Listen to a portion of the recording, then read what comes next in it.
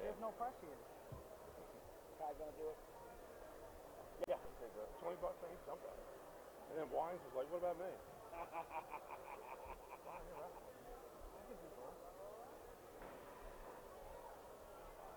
Alright. Yep, he's gonna take care of everything. That's good.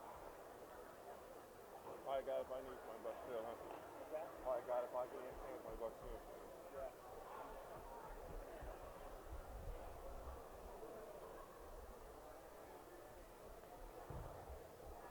You know what year the Invitational said? I don't know. It's been a long time. 70s. I just make up a year. You know what?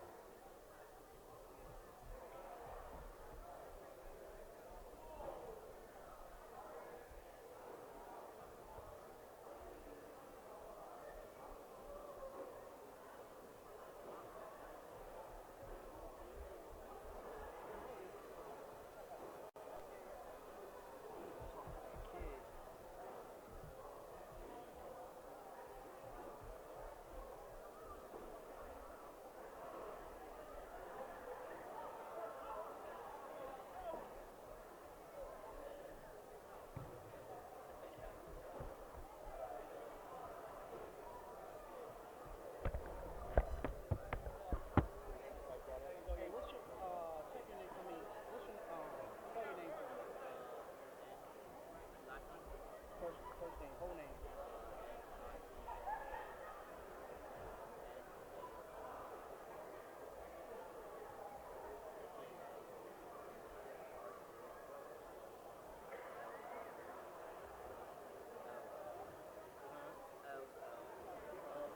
COO? Okay. COLA.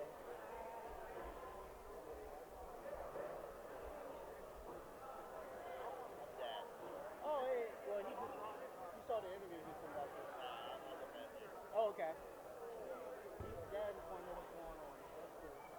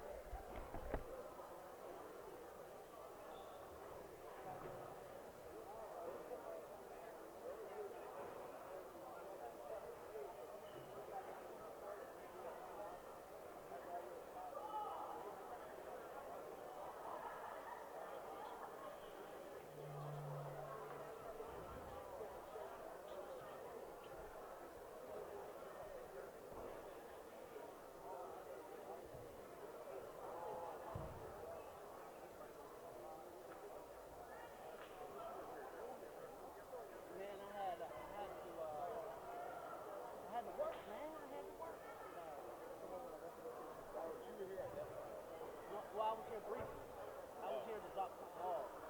When you saw me, I was dropping something off. I had to go shoot for some kids to thank with fans. So I came back to the final. Are you in the final? No. Why? Oh man.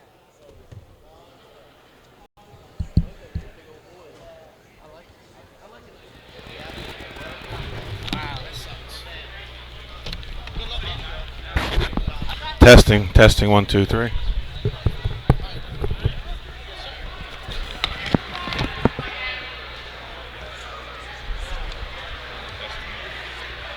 Testing, testing, testing, 1, 2, 3.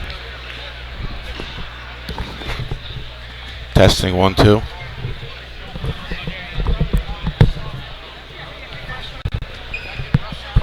Testing, 1, 2.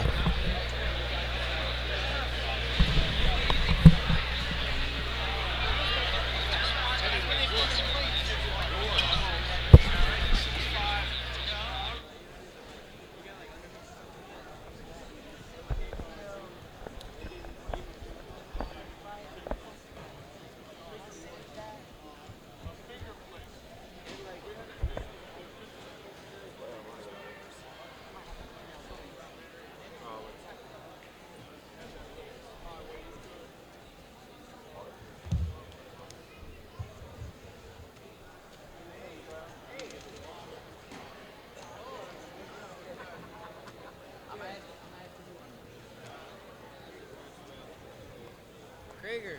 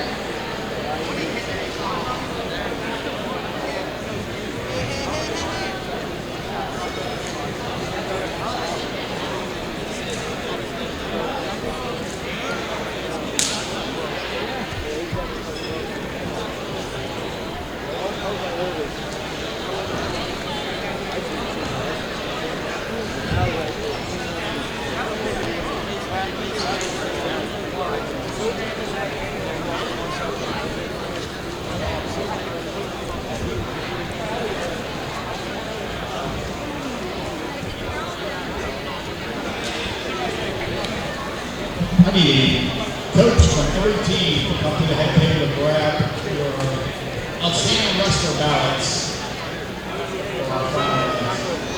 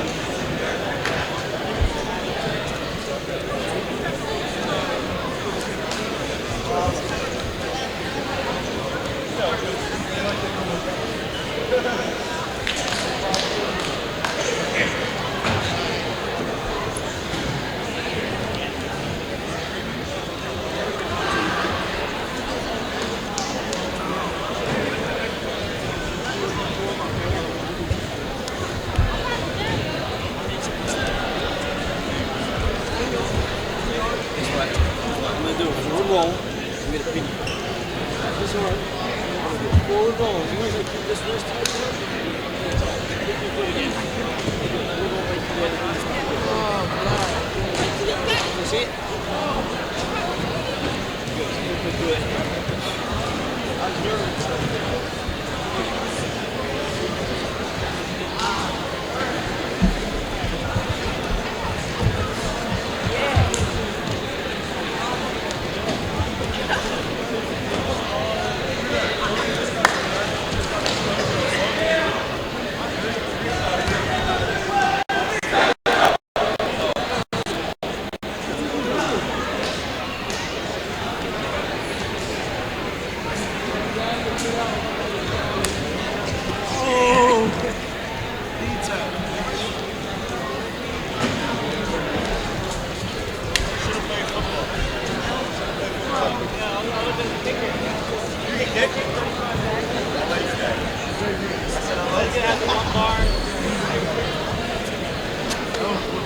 How's your brother doing?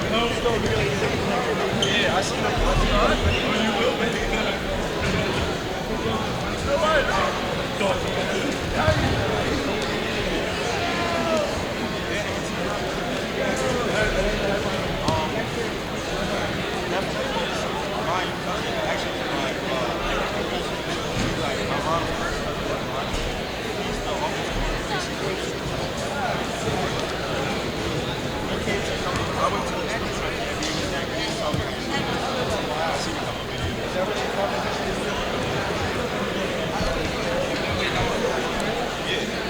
I'll be going up. I have an overnight stash. I'll probably skip it. I'm going for third. How about you guys? I mean, if I did it, I'll walk around with it.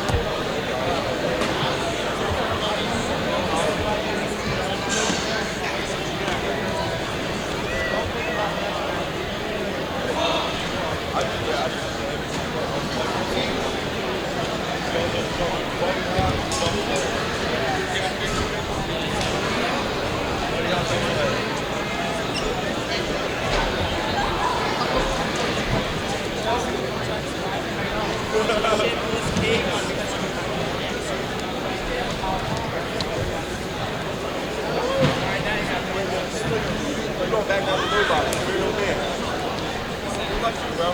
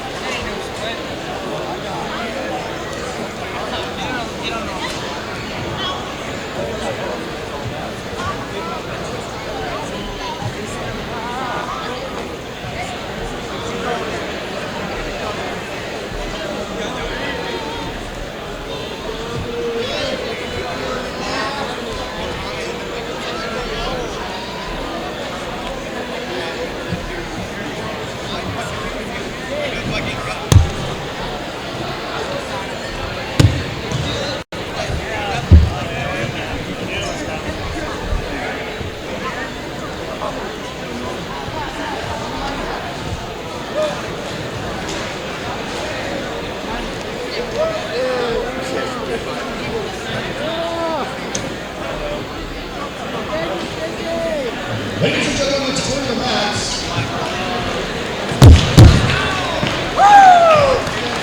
Head coaches, if you have not stopped by for your outstanding wrestler ballot, that would be great. They don't want to see you in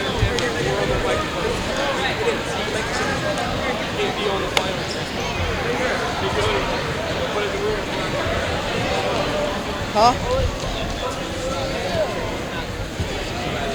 Fuck. Nate.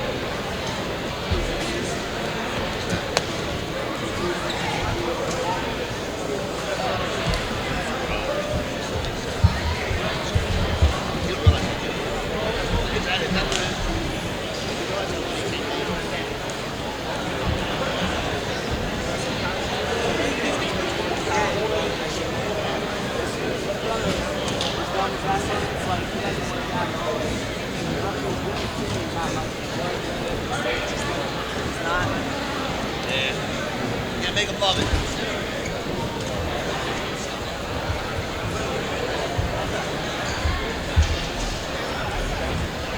We have comments in the corners on Matt Long. Matt Long gives away.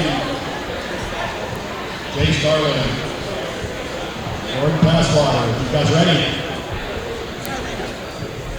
He's disappeared. Matt 3 looks ready. Thank you. All right. Matt 2.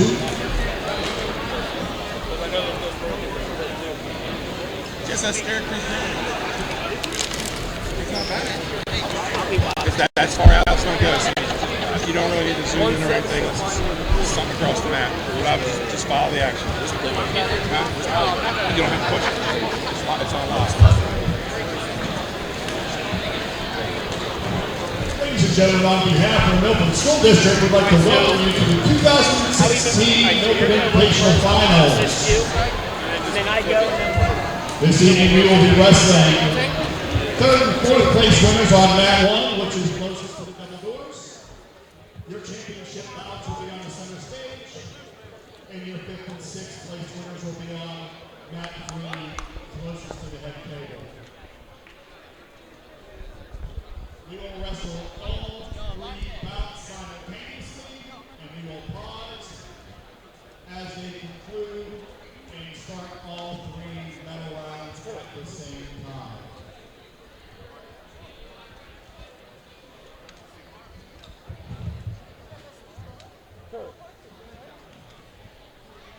Without further ado, I need not wrestling on mat number 3.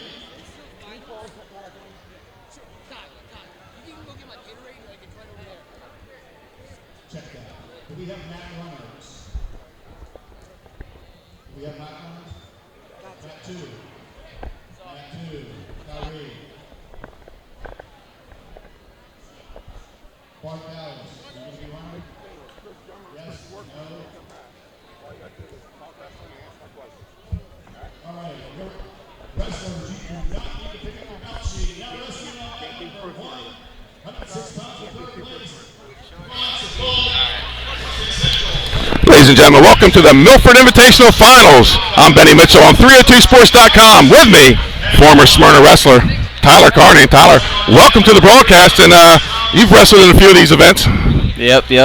Talk a little bit about, I know it's a pre-season tournament, but talk about how prestigious and tough a Milford Invitational title is to get.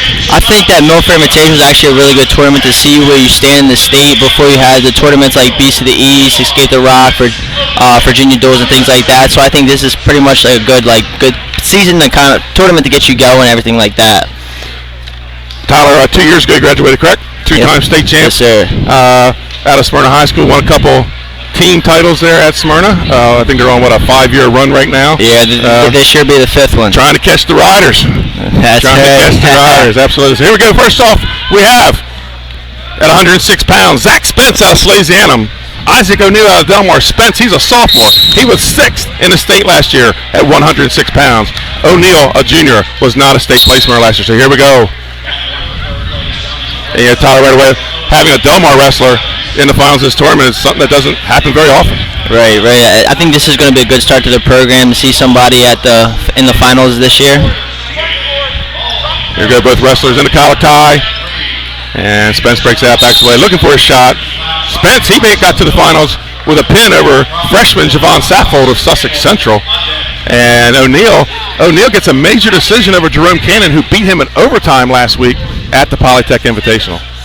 So both wrestlers kind of feeling each other out here. Spence with a Russian, goes off the Russian, goes to a collar tie.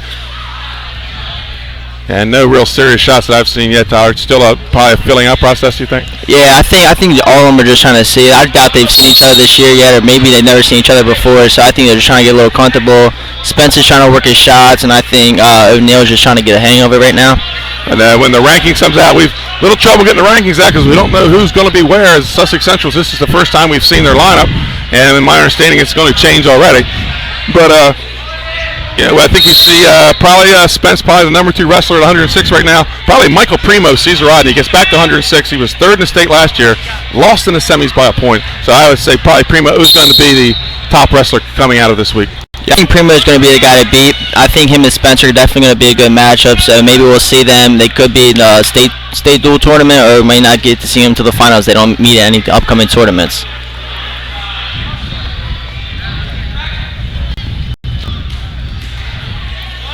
Still no real attempt to shoot here. Spence had one, but it went out of bounds. There's 50 seconds left in the period. 0-0. Spence with the knee pick and stays on one leg, pops the head out the back. That's 2 for Spence. He goes up 2-0 here in the first period at 106 pounds.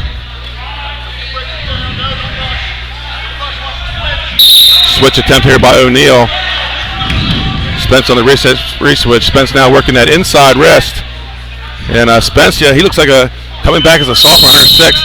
He looks a lot tougher and a lot more physical this year. Yeah, he does. It looks like definitely being riding heavy on top, keeping his hips high and everything like that. So I definitely think he's working right here. I think he's trying to get the wrist on the back. O'Neill's definitely being tough on bottom, keeping that wrist under. Under 10 seconds to go here in the period. First period action. First match tonight, 106 pounds, the Milford Invitational. And that's how won the first period. Spence with 2-0 lead, and it's going to go green, so Spence has choice here to start the second period. And Spence is going to defer, and O'Neill takes bottom. So he's got to find a way out. He got ridden for close to 45 seconds there. Right. He's got to find a way to get up and get out. Right. He's definitely got to clear his hands here right off the bat. And Spence, boom, right to the bar and the wrist. Bar, right. Spence got the elbow up, looking to run it over the head. Comes the big steps. And O'Neill just doing he's in a bad position, but he's doing a great job of turning his hips and keeping off his back. And Spence resets. Now he's got the wrist with it. O'Neill's still battling tough on bottom here. And I would say, Tyler, other than a cradle, this is one of the worst positions to be in on bottom. That guy has that tight arm bar. Oh, it's definitely painful, definitely. There, Spence, he's looking to step over. And O'Neill doing a great job of fighting off Delmar Wildcats. Like we said, rarely do they put guys in the finals here. 2-0, minute 10 to go on the restart. I'm Benny Mitchell, with me Tyler Carney of Smyrna graduate now. And Tyler, what are you doing with yourself these days? Right now I'm attending Wilmington University. I'm a junior there now. I'm studying sport management.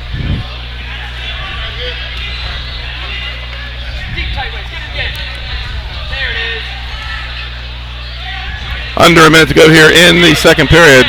Spence staying steady, keeping the, and I don't think O'Neill's laying down as much as Spence is just keeping the pressure on him. Right. Spence is definitely tough on top here. The Salesianum School, they are out of Wilmington, Delaware, a Catholic school in the city of Wilmington. They were the 1984 state champs, only state title in wrestling.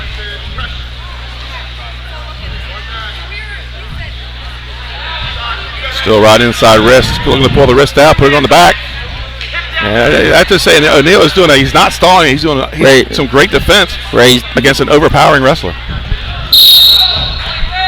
And as I say that, they get the stalling call on bottom.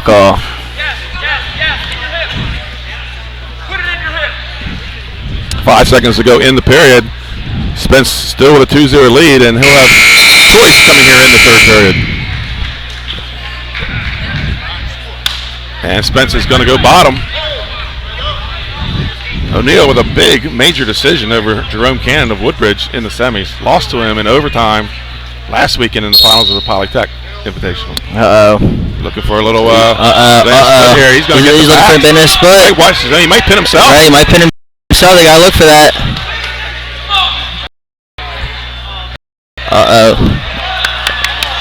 I didn't see any swipes. Did you see any? Nah, I think I saw a 1 count. O'Neill's definitely got to be tough here. Yes, yep, Spence over. A little bit of scramble, and Spence comes out on top, gets the 2. He's up 4-0 with 1:30 to go here in the first period. He's got that bar right where he wants it to be, too. Absolutely. And, Spence at 106 coming back as a sophomore.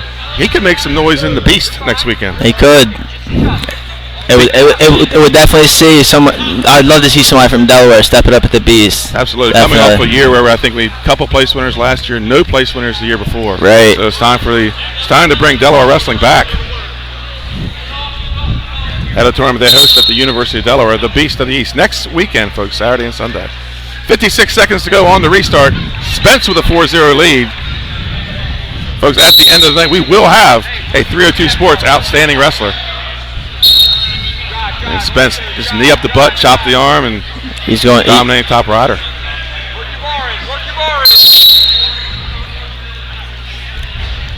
He's definitely dominating on top too, trying to work that bar, getting that key for him to stay on top here for the rest of the period, get a good ride out of him. As we said, Spence was 6th in the state last year at 106 pounds. O'Neill was not a place winner. Spence out of the independent conference, and O'Neill Delmar out of the Henlopen conference here in southern Delaware. 18 seconds to go in the match. Spence up 4-0. And under 10 to go.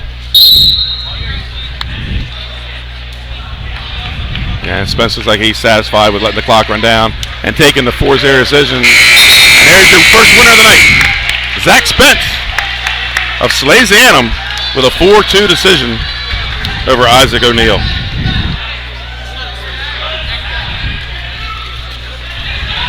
Up next, 113 pounds. It's the hometown kid, Robbie Rosser, the junior, 2nd in the state last year at 106 pounds. And he's up against Hunter Hamill of Middletown, a junior. I believe Hamill may have been in Newark last year, now wrestling at Middletown. So 2 juniors at 113, that's something you don't see a whole lot of. Yeah, I mean, a lot of times you definitely see the freshmen and the sophomores taking at 113, so it's definitely different here to have 2 juniors in the finals here at Milford Invitational. Rosser, he got to the finals with a pin in 5 minutes and 33 seconds over Yanni Perez of Sussex Central.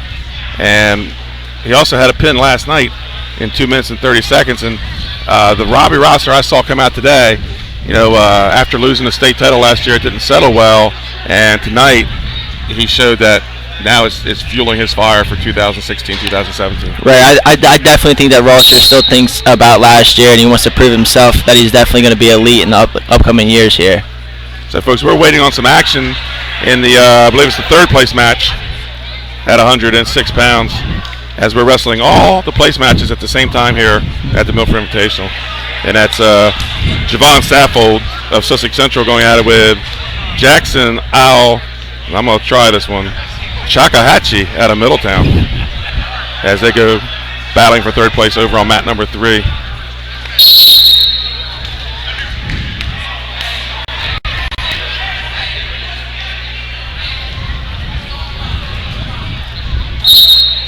So Tyler, your Smyrna Eagles, I think you're on the runner-up team and then 2 title teams. Yes, sir. They've yes, won sir. 2 more since you were gone, and they appear to be the odds-on favorite for number 5. But there's a team down at the beach saying that they think they're the favorite to win it this year. Yeah, I mean, I've been on D-Preps a couple times just looking around. I've heard that Cade definitely has a tough team. So I think it's pretty much going to be whoever prepares their kids the best between Mattioni and Coach Howe. Well, and you got to look at tonight's team scores. Sussex Central, 8 guys in the finals. They've already wrapped up the tournament title. 238 points going into the finals. Smyrna right now in 3rd place with 180. And we do have to acknowledge that there are some Smyrna starters still having some football fever after winning the state championship in football just last Saturday night. Yeah, I mean, honestly, being from Smyrna right now, the whole entire community is still talking about football. I know that the wrestling team was at Ray Oliver last weekend. Honestly, really didn't hear too much about the wrestling team. Everybody was about the football, but I think now that we're in the wintertime, we're definitely going to see everybody get into the wrestling spirit, and then we'll get all our wrestlers back, so I think that'll also be a huge addition to the team. 4 returning state champions for the Smyrna Eagles. A couple of them are here today. We'll see Greg Baum coming up at 132 pounds. He's bumping up a couple weight classes. We'll see Chase Archangelo at 145 pounds tonight. He'll be looking for his 3rd title. 3rd state title this year, that is. Let's see, Larson Wilson, he's still out from football. Still out from football, yeah, still out from football.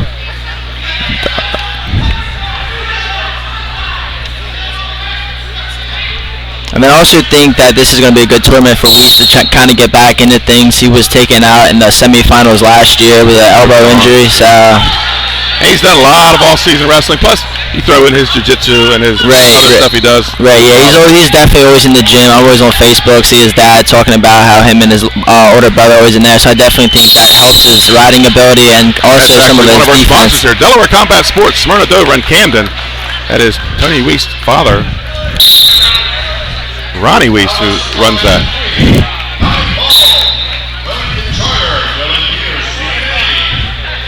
So here we go, folks, on to 113 pounds. The junior, Robbie Rosser, 2nd in the state last year at 106 pounds, versus the junior from Middletown, Hunter Hamill. And away we go. Rosser right away, heavy hands, looking to put him in a position for an open top. And that's one thing. One thing I've noticed watching college over the last 4 years, a little more close than I have, is the hand fighting that they do. Right, yeah. I was watching the Ohio State Missouri match the other day. A good wrestler, Michael Jordan, constantly over the head doing snap downs. So I think a lot of the high school wrestlers are definitely going to start watching that and start taking some of the tips. You see they're coming up here, Rosser's kind of staying on the head, trying to control the ties. Hamill's also doing a great job himself. You got Rosser trying to pass the elbow across here. Rosser, heavy hands in both matches earlier today. Come off with a couple ankle picks, and he's just cat-like reactions on the mat. There he goes, inside trip to a bear hug, and go out of bounds with the whizzer. 0-0, minute 16 on the restart at 113 pounds. Milford Invitational in Milford, Delaware. I'm Benny Mitchell, with me Tyler Carney and Kyrie Hovington on the camera. Thanks, Kyrie, for stepping in.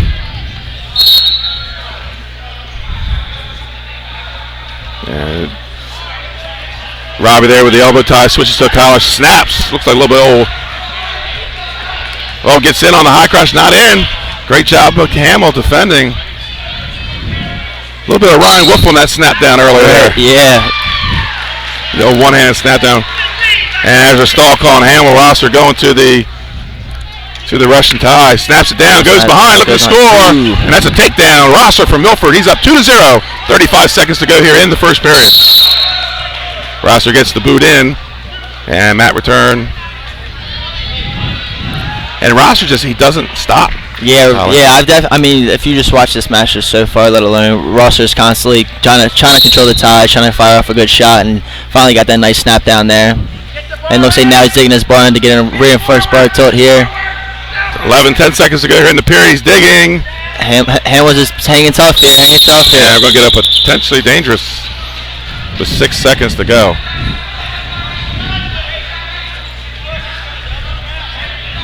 Six seconds to go on the restart. Rosser on top. He leads 2-0.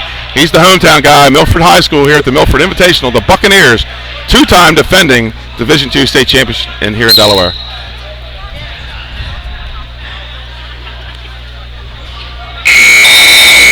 And that's how the first period ends. 2-0.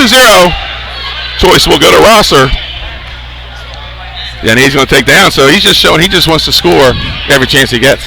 Right. And then him being up 2-0 here, he's probably going to try and get an escape, quick reversal, and just try to get back on top and go right to his legs, the bar tilts, and everything like that.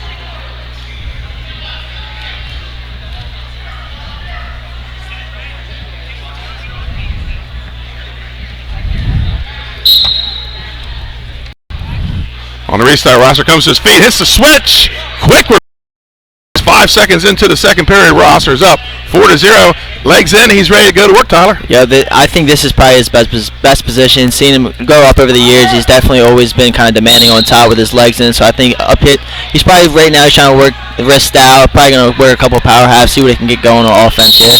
I think he's probably, you remember, I think you may still been in school his freshman year, maybe not, he may have been just graduated when he was wrestling 113 pounds, weighing 94 pounds, and was a match away from placing in the States. Right. I think it was funny just watching that, 'cause he was just kind of like a little 85-pounder out there, but I mean, he definitely held tough.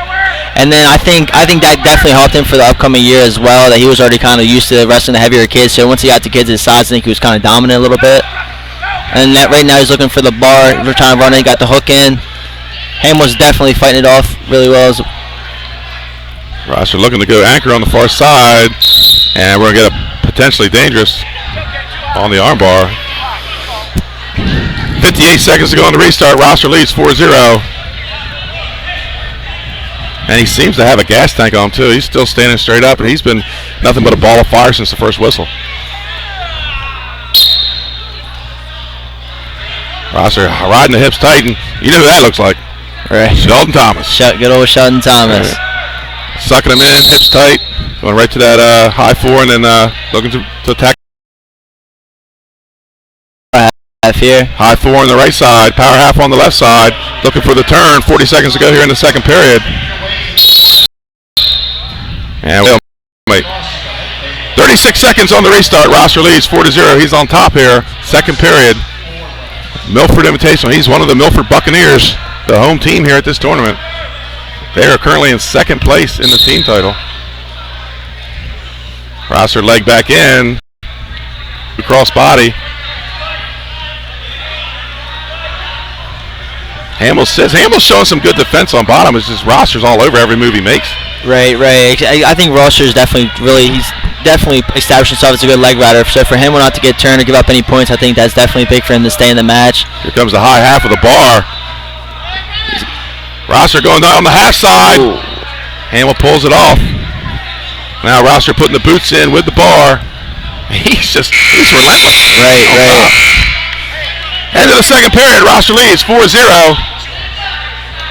And Coach Parsley just trying to get him to calm down a little bit. Just right. I think Rosser's thinking bonus points here. I think he wants to prove and to everyone in the state that he's at another level. But Hamill's definitely shown that he can hang as well. So I think that's going to be key for him as the season goes on as well. And he chooses neutral. 2 minutes on the clock. And here we go, third period. At the Milford Invitational, and Rosser gets an unintentional thumb to the eye.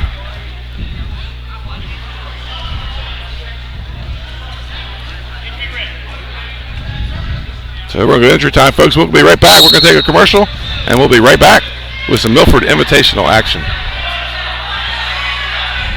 This place is for everybody. Actually, my entire family signed up. So my wife, my children, my young son comes in. My son's only 10. We have the kids classes. They have the fitness class. If you're just looking primarily to get in shape, obviously the jiu-jitsu class. That's what I come here for. Every time I walk through that door, I'm unbelievably happy that I'm here. Just a reminder of all the energy and effort that I've put in. Even if you just watch it. And just as we talked about earlier, that was Ronnie Weiss with Delaware Combat Sports, one of our sponsors here at 302sports.com. Third period action, Robbie Rosser, Milford in the burgundy singlet, yellow stripe down the side, white front. He's up 4-0 here. They're on their feet in the third period. Rosser looking to dig in a hook, looking to straight inside, trip, doesn't get it. And 2 on the line for Rosser. He goes up 6-0. It looked like Ref Joe Archangelo thought they were going to go rolling out of bounds. Right, yeah. I'm over here thinking the same exact thing, but Rosser, and then you got Rosser. He's right back his dominant position. He's got his legs in. He's ready to work the power half here. There he goes. He's got the and there's a potentially dangerous.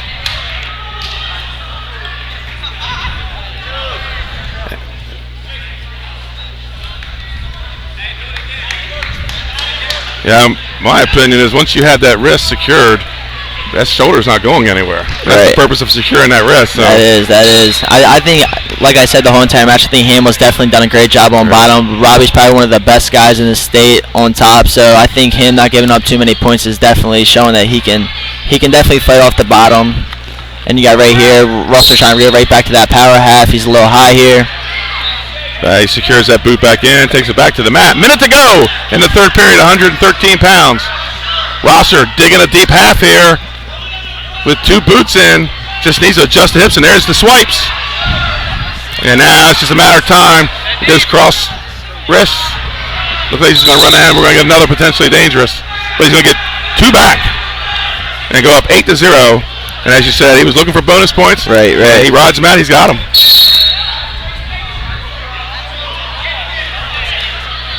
43 seconds to go on the restart.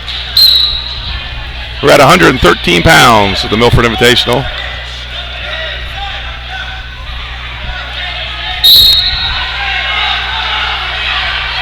Rosser in on a deep spiral. Under 30 seconds to go. Looks like for a hazard tilt, not there.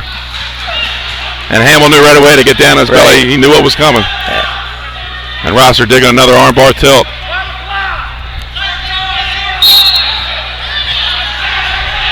Rosser coached by Don Parsley.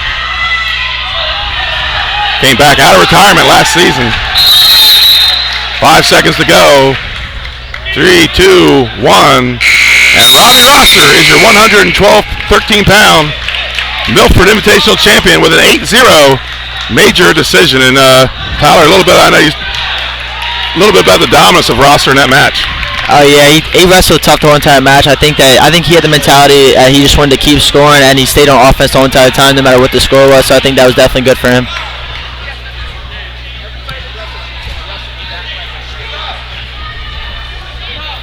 So up next at 120 pounds, a freshman, Will Carl out of Middletown. Middletown's got a few guys in the finals, and he's up against Junior Perez, who is a junior from Sussex Central High School.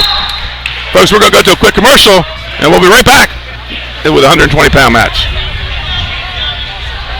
Hi, I'm Scott Kammerer from Soto Concepts. And I'm Danae from Matt's Fish Camp. Come check us out. Matt's Fish Camp is a small local fish joint with 2 locations on Coastal Highway in North Bethany Beach and Lewis, where we serve up traditional coastal fare in a casual atmosphere with house specialties like colossal crab cakes, lobster rolls, and fried fish clams, along with crowd pleasers like fish and chips, fried shrimp, and a daily selection of fresh caught fish.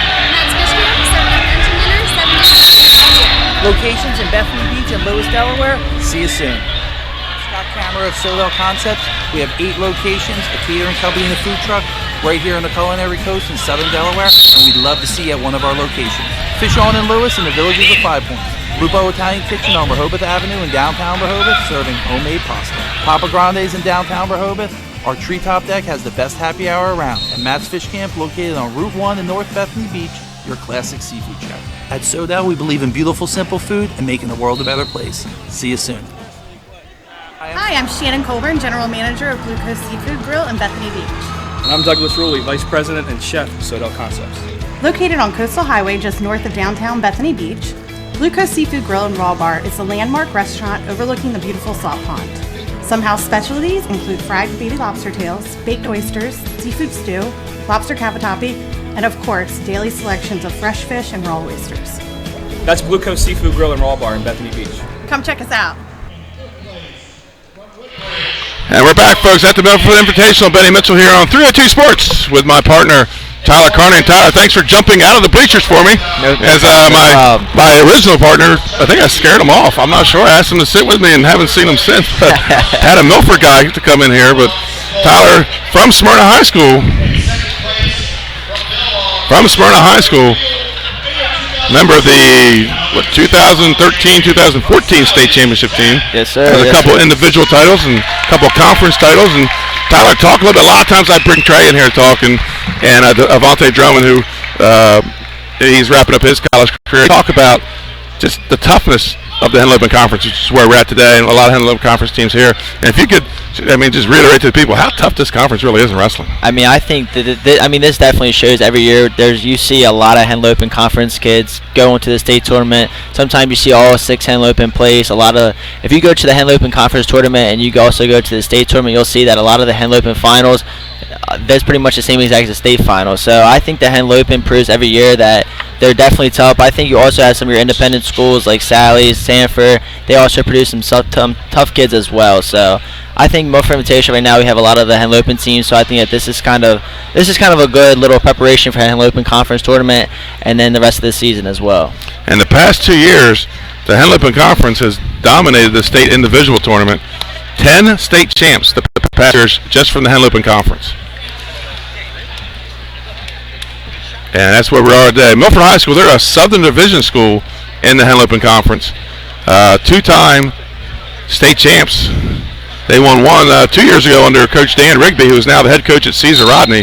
And they won their back-to-back last year under head coach Don Parsley, who was his third title as a coach.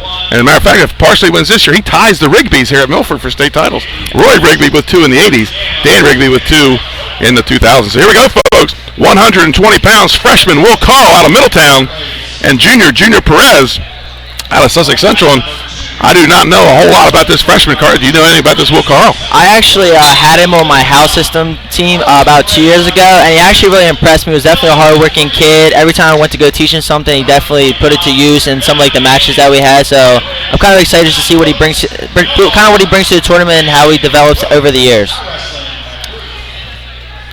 120 pounds, probably two of the top 2 guys in the state are not here right now. It's Nick Natacola, probably 2 or 3 in the state. He is not wrestling due to a concussion, and the top 120 pounder in the state, 2-time state champion out of Caesar Rodney, Cam Hayes, who is wrestling up at the Solanco Mule Classic. So these guys looking to get in that top 6, and it's a good start here in the finals of the Milford Invitational.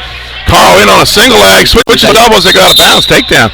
Great basic single, and he just, when he gets to the end, Tyler, he grabs the second leg. Right, I think Carl is out here kind of to prove as a freshman that he can compete. I know you still have, like as you said, Natacola, and you also have Cameron Hayes, but I think for him as a freshman to come in such a tough weight class and just to show that he can keep in with the competition, I think that'll be huge for his confidence as the season goes on. He's up 2-0, approaching a minute to go in the first period. Perez comes to his feet. Gets the hips clear, backing on a single leg, and looks like he's going to return right back to the mat. This Perez kid last year, he won as many matches in the Henlopen Conference in the state tournament as he did during the season, so he turned it on at the right time. That's honestly the best part of the season. I mean, you see some kids struggle in the beginning of the season, and they kind of come out on fire around the conference tournament and state tournament. So if he starts off a little slow, it'll happen. But right now, it's not looking too bad. 2-0, 35 seconds to go here in the first period, and Carl staying on that single leg, cracking down and going out of bounds. 28 seconds on the restart. And Middletown, I believe they have 4 finalists here today, so they're kind of stepping up here at Blue Hen Conference team. And they we'll see the returning state champ at 138 tonight, Dante Immediato.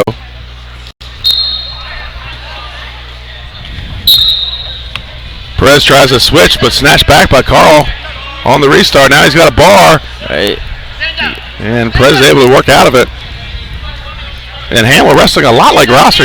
He's just aggressive on top. Right, I think he's also being smart too. He's kind of, every time Perez gets to his feet, he's dropping to the single, so he's making sure he doesn't give up that 1 or potentially 2. So I think as a freshman, he's kind of learning the high school level pretty well. 1 second to go, and that's the end of the first period. Carl with a 2-0 lead, and it's going to be his choice here to start the second period. He's going to defer, and Perez is going to take bottom. So Perez goes down here, second period. He trails 2-0 in the second period at 120 pounds.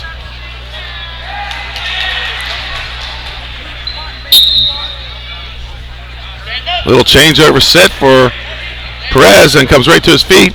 Carl drops down to that single leg and tripped back to the mat.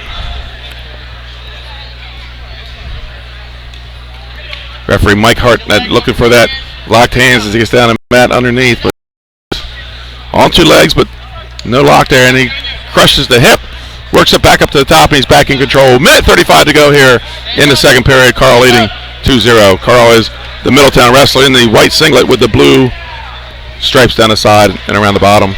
And Perez in the white singlet from Sussex Central High School. And they go out of bounds with a minute 20 to go. 2-0 Carl. And right off to our left camera view is one of the godfathers of wrestling there, Coach Phil Schulte. Yes, sir. Over 400 wins. He's definitely a legend in Delaware wrestling. And probably almost 40 years as a coach. Rumor has it he's going to retire. I asked him in the hospitality room, Coach, is it really true? Are you really going to retire? Because we've been hearing that for 20 years now that you're out of here. But Right. Yeah, I think when the coaches have been around for so long, it's kind of hard for them just to step away from the program completely. Right. I think even if he does retire, I still think he'll kind of be in and out of the wrestling room. He'll be attending all the matches and tournaments to support the kids.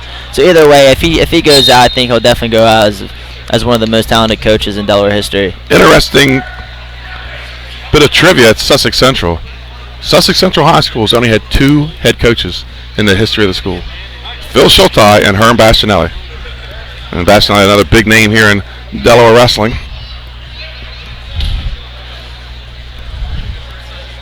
Phil took over for Herm Bastianelli in 1970, I believe the 76-77 season. Over 400 wins, many state champs. 1 team title though. 1 team title in 2008. And I think they're the type of team we're seeing here tonight that could pressure Smyrna this year. Yeah, I think Smyrna kind of has a target on their back right now. Everybody's out to compete against them. I know Sussex Centrals are returning. They got second last year, so they're definitely. I heard they returned a lot of kids. I heard Cape's going to be strong as well. So I think state duels could definitely be interesting this year. Yeah, Milltown shot a little fight here too. They're looking to win that Blue Hen Conference. Look at that, all a bit. And Carl, a little trip back to the mat. Minute to go here in the second period. Will Carl out of Middletown on top. He's leading 2-0. Yeah. And Perez, he's got belly out and belly. Got Carl. He's trying to get some back points here. And there's just 1 swipe. Well, I don't think we've had 2 consecutive yet. And there they are, Mike Hartnett with the swipes. And Carl, he's looking for the pin here at 120 pounds. And he's got it. In 3 minutes and 30 seconds, Will Carl gets the pin. The freshman is the Milford Invitational champion at 300, or at 120 pounds. So far, 3 titles, 3 different schools. And up next, another Sussex Central wrestler, one of the 8 Sussex Central wrestlers in the championship. This is Rashad Stratton. He was 3rd last year in the state tournament. And, he lost Friday night to Jesse Milwaukee of Wilmington Charter in just a battle last year. Back and beat Milwaukee for 3rd place. And that's a big doing for a young kid as a sophomore to battle back like that. Absolutely. I went to the first day as well. I saw the Stratton Milwaukee match, and it was probably although it was only in the yellow singlet. That is Rashad Stratton from Sussex Central. Quick go behind takedown 5 seconds into the match. He's a junior, 3rd in the state at 126 last year, and he's up against Cole Sebastianelli. Cole Sebastianelli, I believe, was the conference champ, but I think he just had a bad state tournament and didn't place. Right. He's a senior. So the defending conference champion. No, I'm wrong. Stratton beat him for the conference. Stratton right away. He's up. Should be 4-1. 4-1, yeah. Yeah, when Stratton wants to get going, he can get going. Yeah, he honestly reminds me of Stefan Sweeter from Smyrna years ago. Quick, explosive, excellent on his feet. Stratton riding tight waist. Down now, it's just down to the spiral ride, looking to dig that half in. Yeah, and he was a surprise in the conference tournament last year. He'd taken a couple tough losses and just a couple big wins, gets himself to the finals, and wins the conference title, which, as you know, is a tough thing to do. Not many 4-time conference finalists, not many 3-time conference champions in the Henlopen. Right, in the Henlopen Conference tournament, anything's bound to happen. Over the years, so I think him coming in last year, so young, and accomplish something like that, I think that's huge for him. Stratton digs the leg in. Now he goes double boots. And right to a power half. It looks to me, Tyler, these guys are taking a book out of some of the college wrestling we're seeing here with the high 4s and the double boots and just pressuring on top. Right. Yeah, so far I've seen a lot of kids riding heavy on top, which that's pretty much key to college wrestling. You always see the college wrestlers going immediately to the spiral ride trying to get that breakdown. So 30 seconds to go in the first period. Rashad Stratton, Sussex Central with a 4-1 lead. Yeah, he just keeps getting on top, putting the pressure on and breaking Sebastianelli down. And Sebastianelli, he's got to be careful of a stall call here. Right, yeah, I think he just got to open up on bottom. It's still the first period, so I just think he's got to clear his legs out here and try to build a base with about 7 seconds to go. We're at 126 pounds at the Milford Invitational as the clock winds down in the first period. And Stratton will take a 4-1 lead into the second. And choice is going to go to Sebastianelli. And he's going to defer. Stratton's going to go down. And this is actually, I believe, is one of Sebastianelli's better positions is on top. Yeah, he's definitely pretty good on top. I've been in and out of the restroom for his high school career, and that's something he's always pretty excelled in. He definitely likes to hit the bars a lot. As he looks like he's going for that right now. Stratton just hips out and gone. Stratton's just extra quick. Stratton front headlock looking to go behind. Both these guys returning to the same weight class they were a year ago. I talked to Rashad last night because knowing Rashad over the years, he's not been a real good weight cutter. Right, yeah. I said 26 is going to be all right. He goes, yeah, coach, I'm doing it right this time. That's right. I've seen a lot of kids over the years try to crash cut, and it definitely affects the way they wrestle in the tournaments. Stratton up 7-1. He's just taking it to Sebastianelli here. This is a rematch of last year's Henlopen Conference Finals at the same weight. Both guys were at 126 last year. So a whistle from the other mat. Little clearer picture of who's trying to cut to the base weight that they certified at. So you're definitely going to see a lot of kids going up and down in the next couple of weeks or so. So we have these two guys that have to be considered contenders. Then you have Nick Novernick out of St. George's. Right. Yeah, Nick, he's also a very tough component. He lost a bomb last year in the finals, but I still think he's definitely going to come back strong this year and be a contender. Stratton keeping the pressure on right on the edge of the circle. There was an escape there by Sebastianelli. Scores 7-2. 50 seconds blast double by Stratton. And he just level changed and put his face right in his chest. Right. I think Stratton's philosophy here, he wants to keep scoring points. I think Sebastianelli, he kind of has to open up a little bit. On the other hand, just wrestle a little bit. 35 seconds to go. Stratton in on a double. Just can't seem to finish. And Sebastianelli, I think right now has to hope for a stalemate, and that's what he gets, a stalemate with 25 seconds left. Yeah, I think Sebastianelli has to try and fire some shots off here. Try and get to a little bit of momentum going into the third period. 25 seconds go. Neutral when we start. Stratton up 7-2. Stratton high crotch attempt not there. Reshot by Sebastianelli. And Stratton just puts the door stops in and they go out of bounds. 7-2, 14 seconds to go on the restart. And Sebastianelli starting to show some life. It's been all Stratton up to this point. Stratton moving his feet well, moving his hands well, and as I said that, he plants his feet, but 6 seconds to go. And a shot by Sebastianelli, and at the end of the second period, Sebastianelli's choice, he takes bottom. Yeah, I think Sebastianelli definitely has to score pretty quick out of this position. Try to get something going here. Stratton's been tough the whole entire match. He stayed on him, so this third period should be pretty interesting. And we're going to caution on Stratton. Referee wants him on the elbow. 2 minutes to go here. Third period action, 126 pounds. The Milford Invitational. Sebastianelli comes up. Stratton runs him out, and we're going to get a stall call. That's a... Whew. That was tough early one there. Yeah, it was pretty quick there.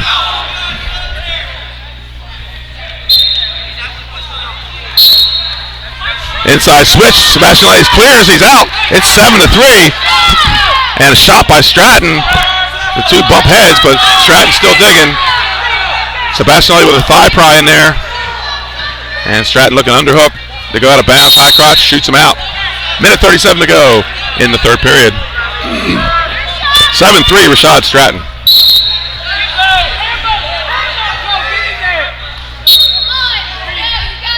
Stratton sweep single, not there. Nice little getaway there by Sebastianelli. Felt it coming. And Stratton looking to dump outside carry. We got a whizzer Hooks here. the leg. Sebastianelli with the whizzer. And just look, he's a table leg, limps arm out. 2 points, Rashad Stratton. He's just showing how athletic he is on his feet. Right, yeah, I can definitely say, I can definitely tell how he said he's been cutting weight a lot better. I think last year he just didn't have enough breath. I think this year, if he keeps his weight down, keeps working hard, I think he's going to be the one to watch in the state for sure. Under a minute to go here in the third period. 9-3, Rashad Stratton in the yellow singlet on top from Sussex Central High School. And they roll out of bounds. You know, we talked about Phil Schulte and 400 wins and 40 years of coaching. And you know, back in 2013, 2014, they were down. They didn't even make the state duels. Right. Coach Phil Schulte has had to rebuild as an older coach. And has done a good job of it. 8 guys here in the finals tonight. Stratton putting 2 boots in.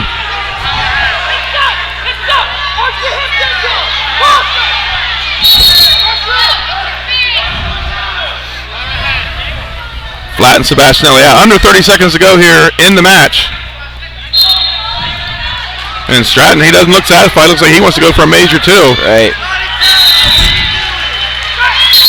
And we get a stalemate. 15 seconds to go in the match. So basically we're 1 breakdown away from Stratton locking us up. He's got the big lead.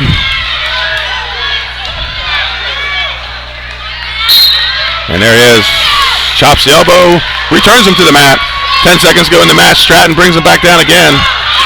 And just a good tight, deep tight waist on that. And Stratton feels it. 6 seconds to go. Coach Phil Schulte tells him to hold him down.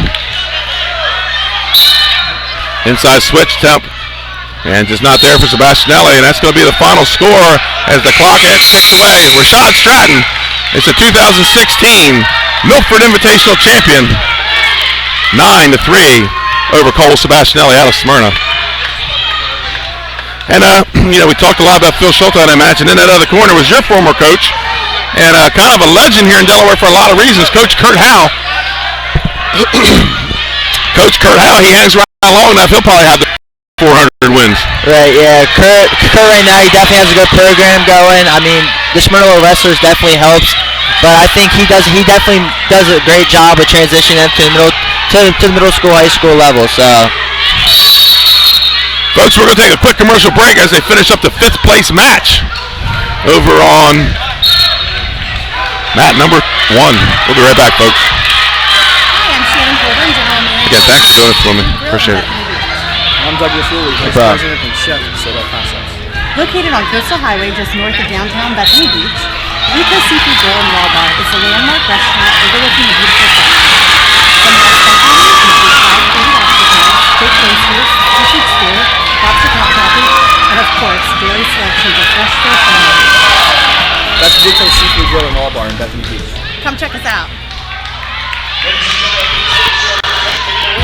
Welcome back to Milford High School. I'm Benny Mitchell with me, Tyler Carney. And we're at the Milford Invitational. We're at 132 pounds. And this is a guy I'm excited to watch. He's the defending state champ. He wasn't supposed to be the state champ last year. Right. He surprised everybody. Beats Nick Novernick at 120 pounds.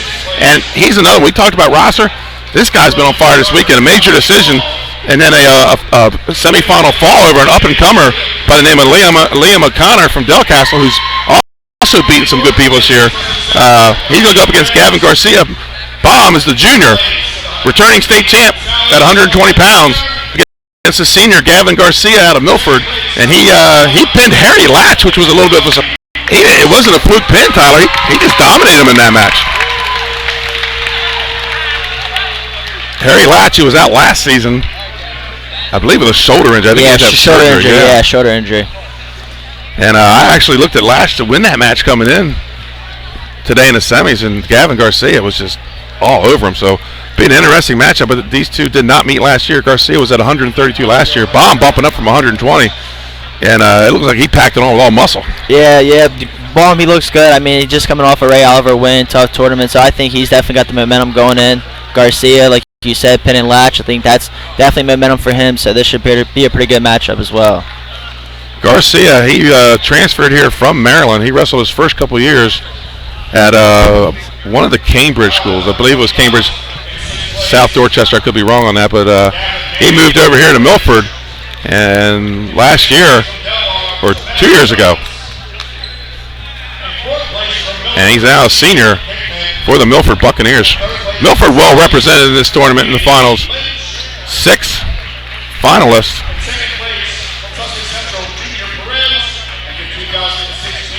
As they award the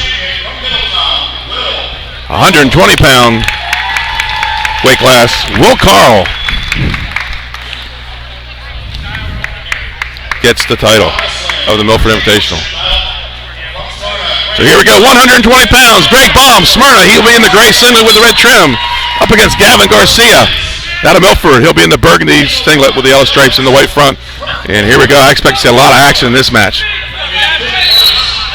Both guys, heavy hands to start. Garcia snapping him down. Reshot there by Baum. Baum in on a double. Garcia stuffs it. Right. And to go out of bounds. This might be 2, and it is 2 for Gavin Garcia. 2-0. He just double underhook and stuffed him. That right there was a good stop. I think Baum came out a little too aggressive there, and I think Garcia took advantage of it. So.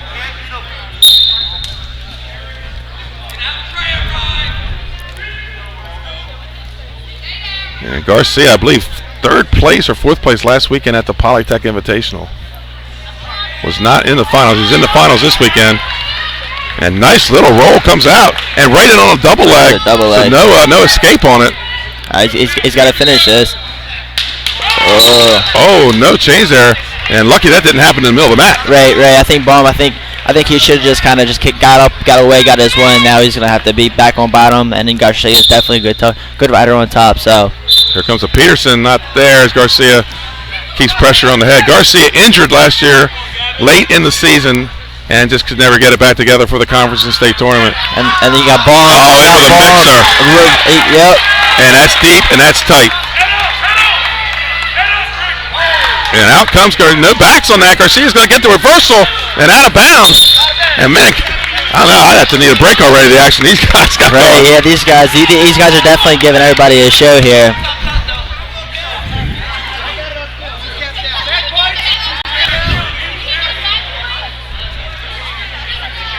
So that's our crowd behind us. That's your crowd there, Tyler. That's right. All them wanted some back points. They wanted some back points from that. Garcia riding tough. He's up 4-2. 35 seconds to go here. And out comes Baum again, 4-4.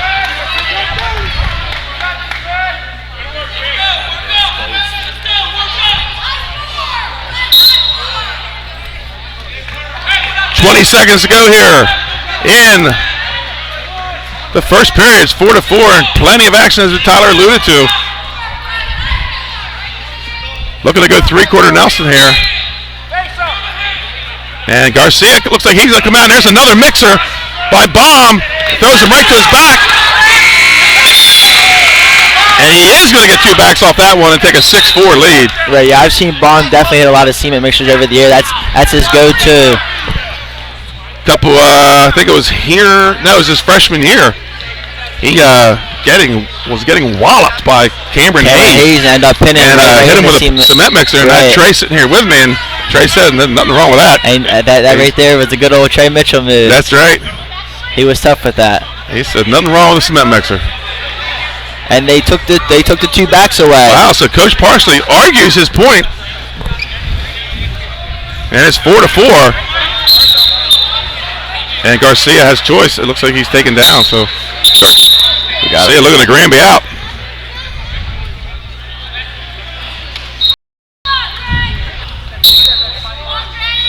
Baum, Garcia 4-4. Granby roll by Garcia. Looks to step out. You got Baum. He's so quick. Yes, he is. Right back in, looking to cradle, and you got to beware of that mixer every time. And now Garcia looking to roll through on him. And they go out of bounds, minute 41, and man, if these 2 guys keep up this action for 6 minutes, this could be the match of the night. This may very well be the match of the night. You got both guys; they're both scrambling really good. And another didn't clear the feet on that Granby. Right. I think after the first 2 times, I think Baum got a little ready for that one. You got Baum. Baum looks like maybe being a little more careful here. Right. Minute 24 to go here in the second period. 4-4. And he's looking for that three-quarter Nelson. Now maybe turn it to a cradle maybe. And then back to the three-quarter Nelson.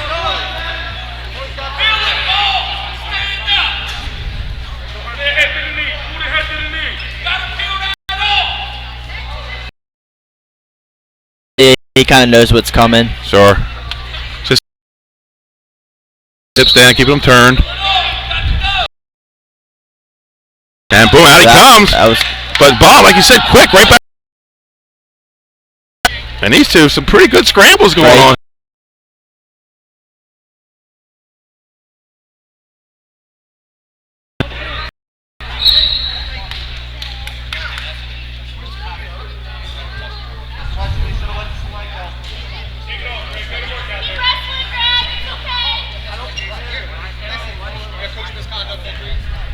Looks like we're discussing something to do with a figure four there.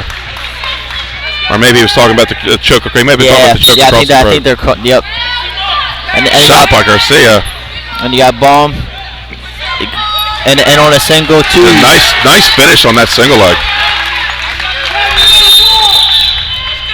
Gives Baum a 6-5 lead with 10 seconds to go here in the second period. And of course we have the Milford fans behind us to the left and the Smyrna fans right behind us. So we're hearing all the action coming out of the bleachers. 6-5 going into the third period. Greg Baum takes bottom. And let's see, we have 2 more minutes of that in these two guys.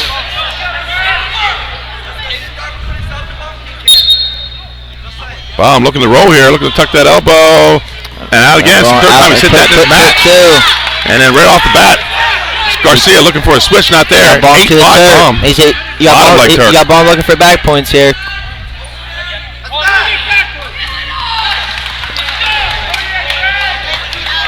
Minute 40 to go. That's a long time to be in that position. He reaches back.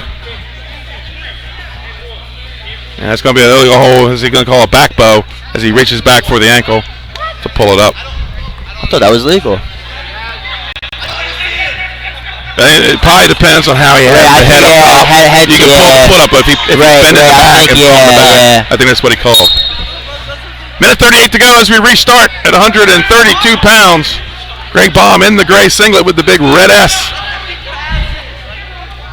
He leads 11-6. And he's just relentless. He's going after more backs here.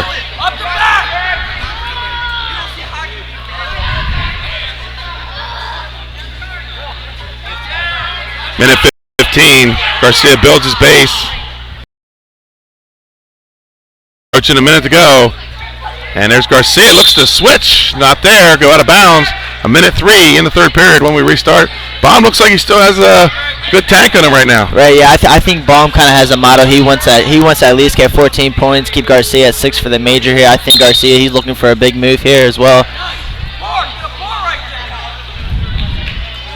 Under a minute to go here in the third period. Greg Baum on top. He leads 11-6.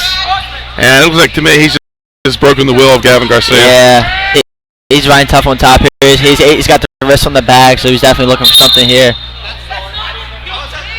Potentially dangerous. 45 seconds to go.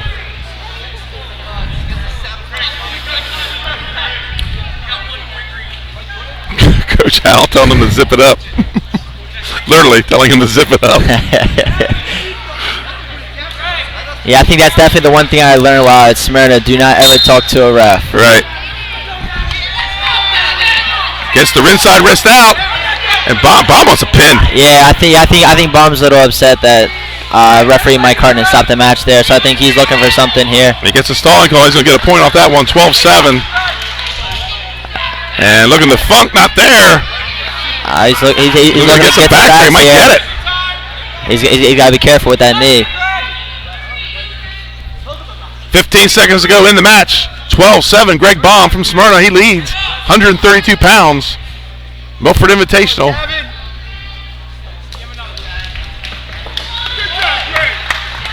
And late Grammy, there's one. Just one swipe though, and that's going to end it. 12-7. Greg Baum with the decision. And he's your 2016 Milford Invitational champion out of Smyrna High School. And right now, that's That's got to be the match of the night. Yeah, that match was definitely full 6 minutes wrestled by both opponents there. So here we go, 138 pounds, folks. We're going to stay right here with the action as the other two mats have completed. We're here on 302 Sports. I'm Benny Mitchell. With me, Tyler Carney. And we have at 138 pounds, the top seed in this tournament, Dante Immediato. He's a senior. He is the defending state champ at 126 pounds. And Immediato, he had to go to overtime in the semis to beat Luke Harasica out of Salesianum. So he's been pushed. He also lost last weekend to Fisher out of Dover in the finals of Polytech. Yeah, I think Fisher's definitely a kid to look out for. Last year, he ended up beating Arcangelo in the conference finals. So I think you can never overlook the Dover kids. I mean, they're starting to get a good program. They also have Nick Lee. He's a pretty good competitor himself. So and some young Taekwon Joyner and a couple of young guys. Yeah. He's up against Drew Morris, a junior out of Sussex Central. He was 6th in the state last year at 132 pounds. Morris in the yellow singlet and Immediato in the blue camouflage singlet out of Middletown High School. And right away he's going to the Russian tie. Shot. Morris defends it.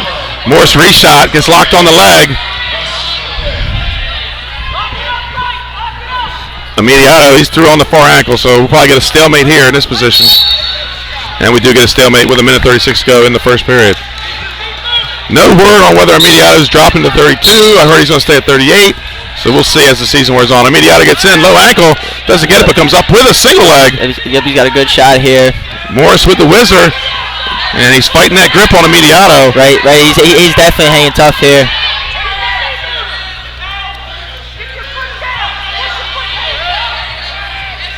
Back down to the mat. Morris, it looks like he might go behind and get it. Approaching a minute in the first period. Drew Morris, Dante Immediato. Then they go out of bounds. 0-0, 58 seconds to go here in the first period. So Morris showing a great defense of that shot and getting a shot of his own. Right, I think this first period for him just pretty much just gaining the confidence. You got Dante coming back as a state champ. So I think if he can keep this 0-0, even take the lead, I think that'll be huge for him. Morris on a shot, stuffed by Immediato. Immediato in a front head position. And Morris driving, he's got a double. Yep. This is going to be two. Takedown. Drew Morris, Sussex Central. And showing no respect to the champ, is right.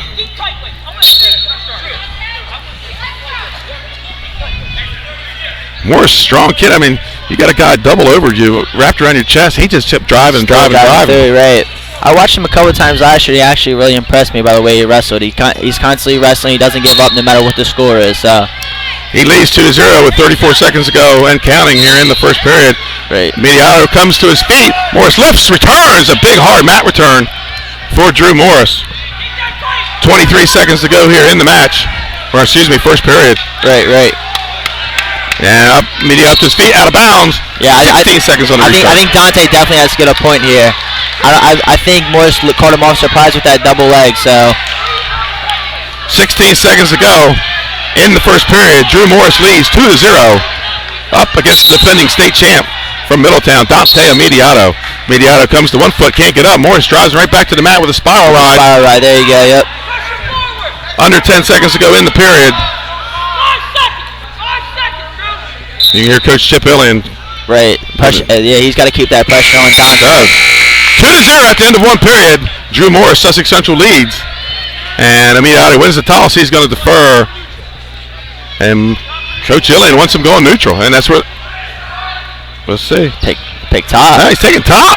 That's something. That's something you rarely see. You must be a good rider. He must be very confident he can ride him out.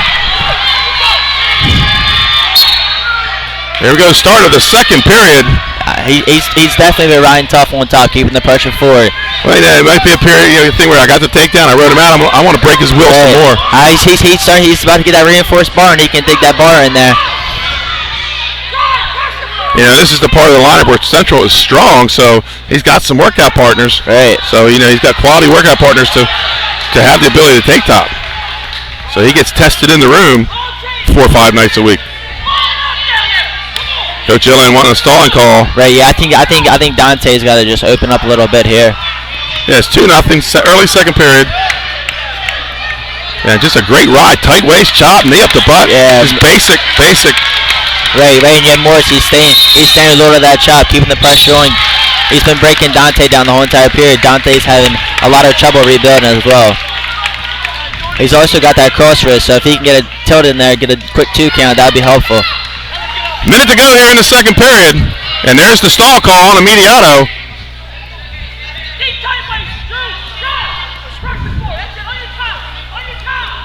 50 seconds to go.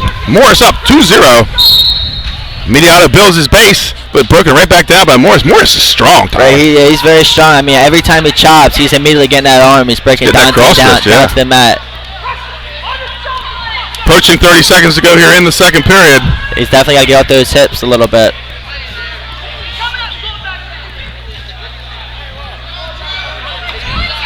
Right, every single time Dante's coming up, he's immediately chopping, getting down that cross wrist. Under 20 to go here in the second period. Morris up 2-0, so obviously a good decision to go top. Right, yeah, I was a little bit confused as to why he took top, but I guess he kind of... Now we know. Right, he proved they made a good decision. That's why we're sitting here with headsets on, and he's up to nothing. A stall call on top. Yeah, he's... You kind of saw that coming. He rode parallel a couple times. So, with 4 seconds to go, where does Immediato go in this third period? He's been ridden. He's been taken down. I think Immediato. I think he's a very disciplined wrestler. I think if he goes on his feet, I think that's definitely going to be his best bet on top. I agree. I think he may have a little trouble with Morris on bottom. He's strong, so he may not be able to get the tilts and everything that he's looking for. So Phil Shotai, he goes to the table. He wanted to talk. The official didn't want to talk to him. So here we go. 4 seconds on the clock, and breaks him right down. And time runs out, so let's see what Immediato is going to take here in the third period. That's what Coach Cliff Backett says. Take neutral. Right. I think that's really a good call. And Cliff Backett's part. But so here we go. Third period action. 2-0. Drew Morris. They're on their feet at 138 pounds. Right. Shot by Immediato. He's in on the leg. Stuffed by Morris. I think Dante, he's got to come to his feet in this position. He does. Morris with an overhook. And they break clean and back to stance, and shot by Morris, not there. Right. Oh. Immediato tries to go behind, slips and falls. And we're a minute 30 to go here in the third period. 2-0. Drew Morris in the yellow. Little elbow pass. Great shot. And so far, good defense by Morris. Yeah, he's staying tight. He's staying tight. That's the key. It looks like Dante's struggling a little bit. And we got a stalemate. So a minute 15 to go. 2-0. Drew Morris of Sussex Central. I think that Dante definitely has to start pushing the pace here, but also I love how Drew Morris is keeping the pressure on him now. Right. Each guy with a stalling call. Shot by Morris, double like a 10, not there. Looking to spin behind his Immediato. Might have a near side cradle, but has the takedown. 2-2. That was nice. And now I think Dante's in a good position as well. I've seen him ride heavy on a lot of kids, hold them down. So I think this will definitely be an interesting. And he's going to have the big mo going into overtime if we get there. Right, he's got the momentum. I think Morris has to build a base here and try to get one. As you say that, he comes to his base and hip it in. He's got to keep his head up on bottom as well. Trying to draw a stalling call. A little crossface here, crossface there, moving his feet on top. Hazard roll. And there's the count with 24 seconds to go. Immediato gets 3 back. He goes up 5-2. 19 seconds left in the match. So, he averts disaster, fights it off, comes back. With 10 seconds to go, looks like he's going to wrap up a 138-pound title. Right, yeah, I thought if Clifton ended up putting him neutral, he'd probably put him on top. I've seen Dante get a lot of tilts over the years that he's been wrestling, so. And that's it, your final score, Dante Immediato 5-2 over Drew Morris. I can definitely say over the past 2 weeks, at 138, it's going to be an interesting weight class. Yes, it is. Time. And, last week we saw McDonough at 145. This week he did not weigh in, so I wonder if that's a drop coming to 138. I've actually heard from a couple of people that he's actually been thinking about it, so that could be one of the best weight classes in a while. It states the semifinals there could be all finals matches in reality. And I also heard that at 160 a rare 3 returning state champs could all appear at 160, as you already have Andrew Brooks there from Sanford, and Bautista apparently going there after this week, and Corey Lawson at Cape, so that could be an interesting. I think that's going to be also a fun weight class as well. So here we go at 145 pounds, 2-time defending state champion Chase Arcangelo out of Smyrna, up against senior Alex Cressy from Milford, another one of these hometown guys here.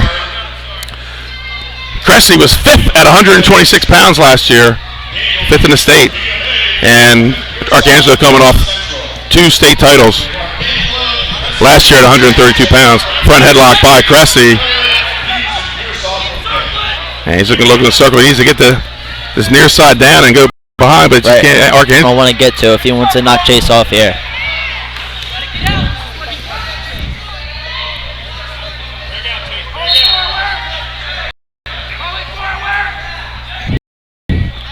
You got Chase here. He's looking to get a drag here, try to get a little dump. And out there, they break free. Arcangelo headed to Cleveland State next year to wrestle for the Vikings.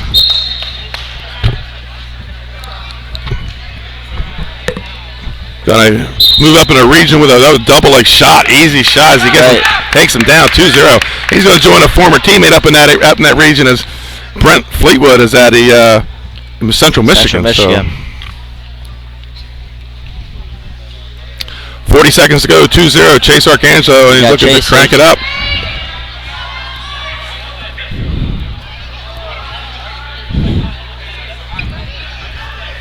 Under 30, Armbarger not there, Cressy building the pace back up.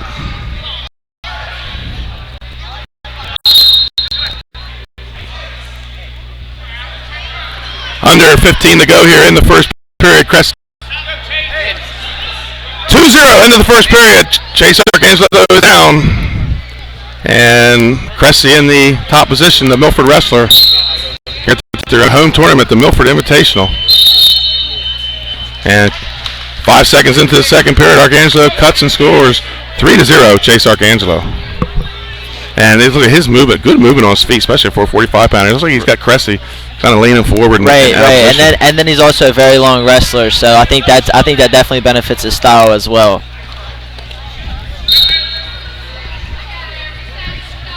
Minute 30 to go here in the second period, 3-0. Chase Arcangelo in the gray singlet, 2-time defending state champion.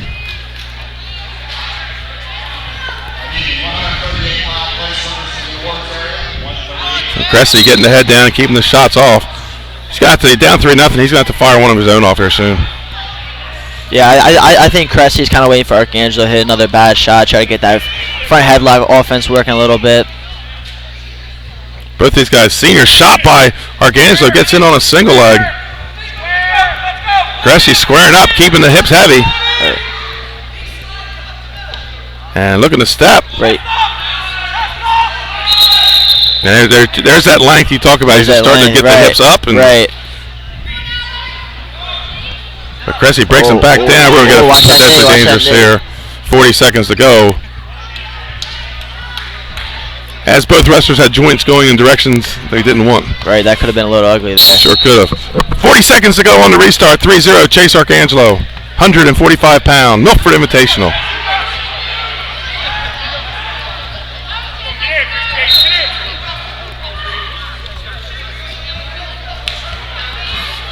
As we are bringing this live, 302sports.com. Also have in the house our photographer, Ben Fulton. So check our Facebook page and see some of the pictures from the action today from Ben Fulton, our 302 Sports photographer. He's already uploaded a couple videos. And then we also have Cressy in on a single leg here.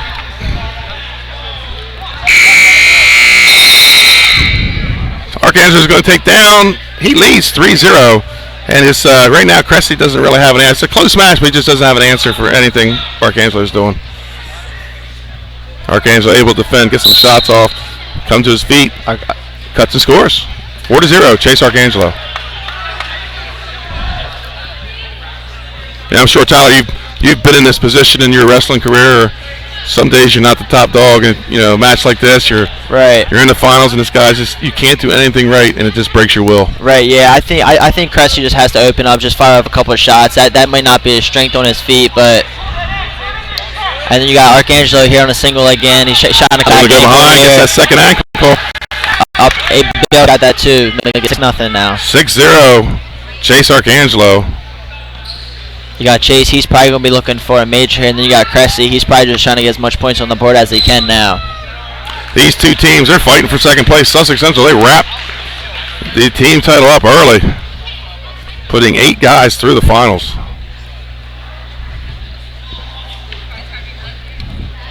So come February, late January, when that Sussex Central Smyrna match hits, that's going to be a fun one. And it's going to be crowded, I believe, down south this year, isn't it? In Georgetown this year. I'm going to have to make the ride down for that one. Absolutely. I'm sure 302 Sports will find their way there.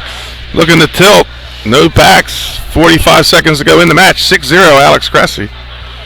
And then I'm also not sure if Smyrna goes to Cape this year or Cape goes to Smyrna. They go to Cape. That's going to be another good one. Two of their big matches, they're on the road. I think even with Cesar Rodney, they're on the road. So yeah, they are. They're going to be the road warriors this year in the big match week. That's right. Under 30 to go here in the match at 145 pounds. Chase Arcangelo up 6-0 and cruising to a Milford Invitational title. And there's a stall on bottom. That's just his first stalling call.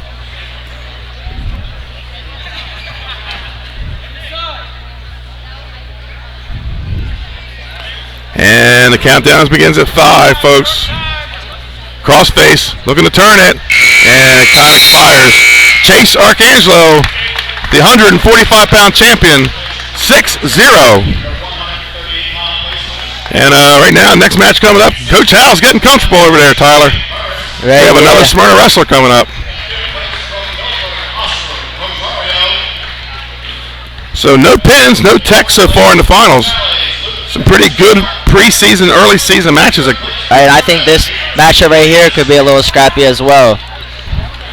This will be Nate Bryant, the senior from Smyrna. He made it to the finals with a major decision over Max Tolson of Sussex Central. And Brian Schneider, he was actually trailing at one point in the semifinal match.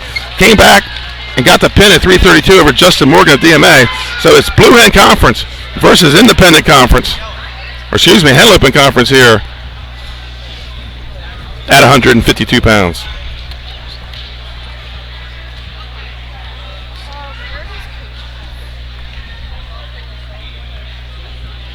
Yeah, I'm not sure what we're doing an awards presentation down to our right.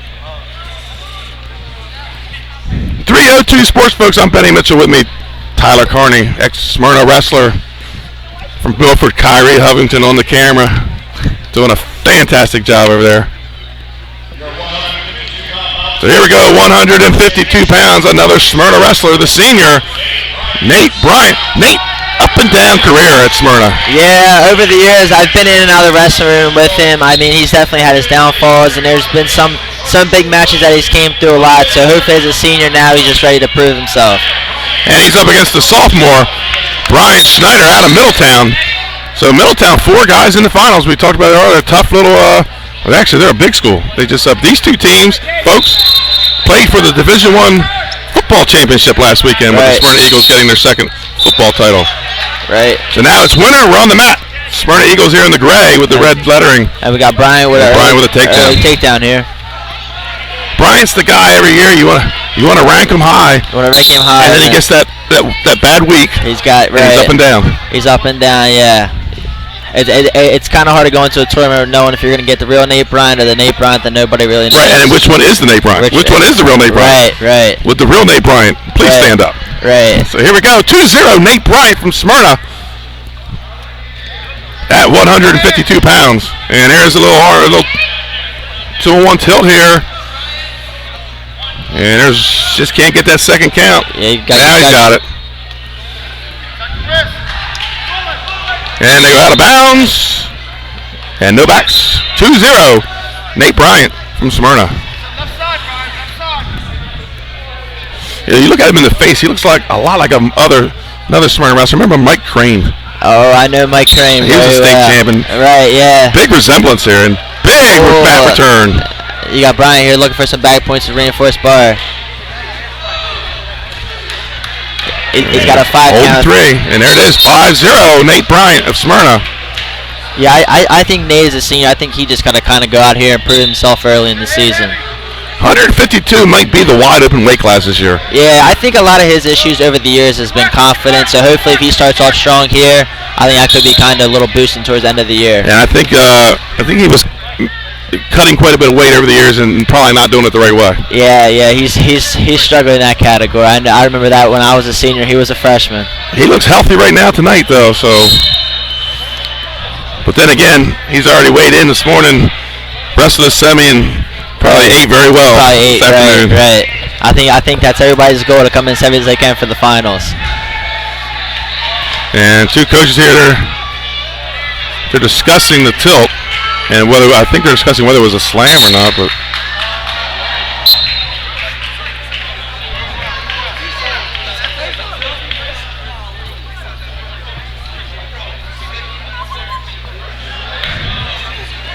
Coach Cliff Backish from Middletown, Kurt Howell from Smyrna. And Backish came to the table, Kurt came over. And it looks like we have Coach Howell going to the good old rule book. Yep. 152 pounds, 36 seconds go into the first period. We have a little break in the action as the two coaches are discussing an application or maybe a misapplication of a rule. But the points have been counted. It looks like they're talking about when he pulled him back. Yeah, I think the rule they're actually challenging is about if you're trapping the arm and you're lifting them up. Right. I think that's one of the rules they've been trying to enforce this year. So they did take the back points off the board. So it's now 2-0. Nate Bryant of Smyrna, and Kurt Howell's not done. I think Coach Howell can argue with him about wrestling all day. Well, you've been through some Coach Howell pre-match talks. I have. And they usually start on a Thursday and end on a Friday, don't they? I have, yeah. A lot of, since he's big into history, there's all the big matches he comes with it, something about history. Right.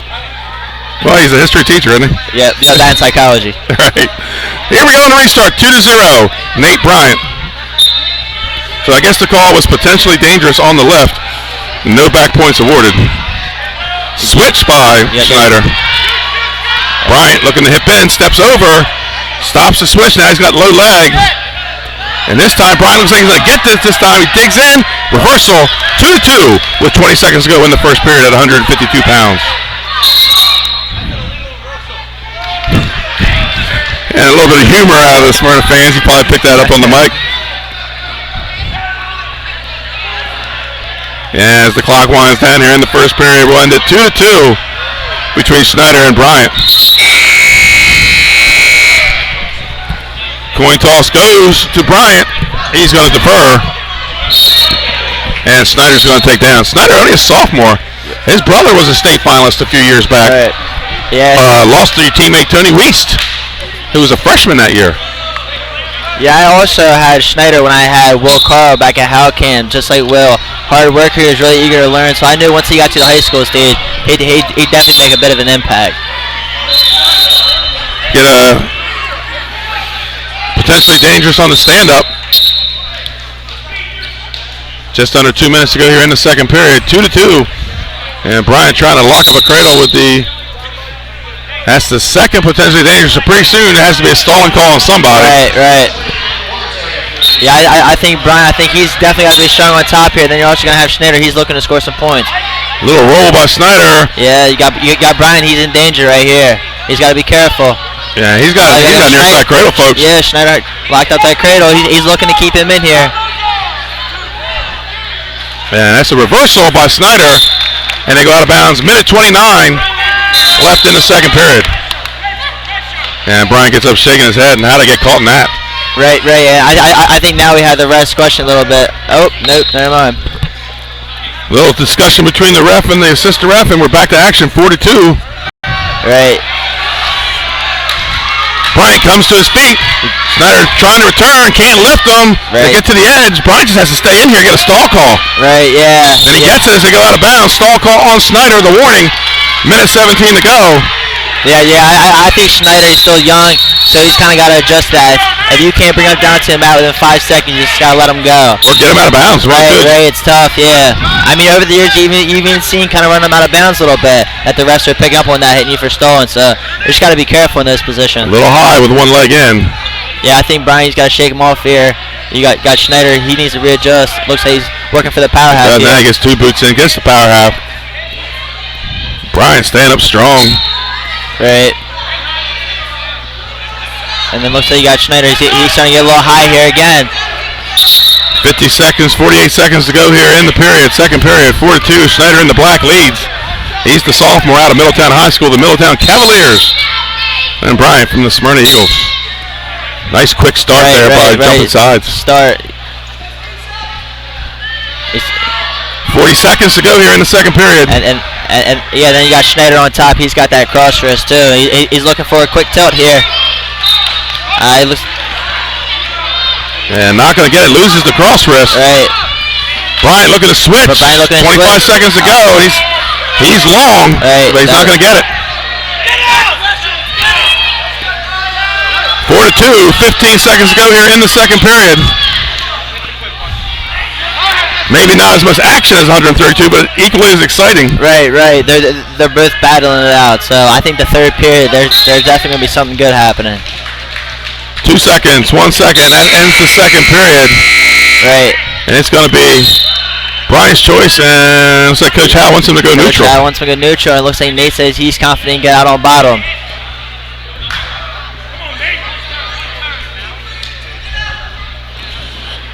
On the clock. Here we go. Right off the bat. Let's get to that crosswise right away. Stop that first move. Yeah, I think Nate. He just got to get his hands free. Looks like he's getting trapped there a lot. And you got Schneider. That's what he's looking for. So, I mean, he's definitely proved he's a good rider too. That's going to be a potentially dangerous other way around this time. And I guess Bryant won the discussion on whether he's going neutral or not. Right, I think he's got to get up, and Schneider's got to be tough on top here. Chop breakdown by Schneider. Right, and he's also got that leg in too. Yeah, he's working for that power half. Half on the far side, getting a little high. Got a wrist got a half looking for a wrist, not there. And it looked like looks like Bryant wants to go to a crab, but he's got to have a second move off that first initial move. Right. And right now he doesn't have it. Power half again by Schneider. Just a power half by itself, stepping out, trying to muscle it over. Right, yeah. Brian's got to come to his feet or do something here. He's got a minute left. Under a minute to go here in the third period. 4-2. Schneider leads. Yeah, Nate. And we're close to a stall. I think we're probably got a stall on our bottom. We're going to stalemate first. Yeah, I think right here, Nate, he's got to get his hands free. Sure. 49 seconds to go here. 4-2, Brian Schneider of Middletown. Yep. And Bryant just not getting the first move off. Right. Schneider's able to get that far wrist, and he's got to have a bit of urgency here now. Boots go in as he comes to his hands and feet, breaks them back down. Boot in with a power half on the far side. 30 seconds to go. Yeah. You got Schneider. I mean, he's done a great job this third period, riding tough here. And there's the stall call on bottom. 20 seconds to go. I think he's broke the spirits here, Tyler. 15 seconds to go.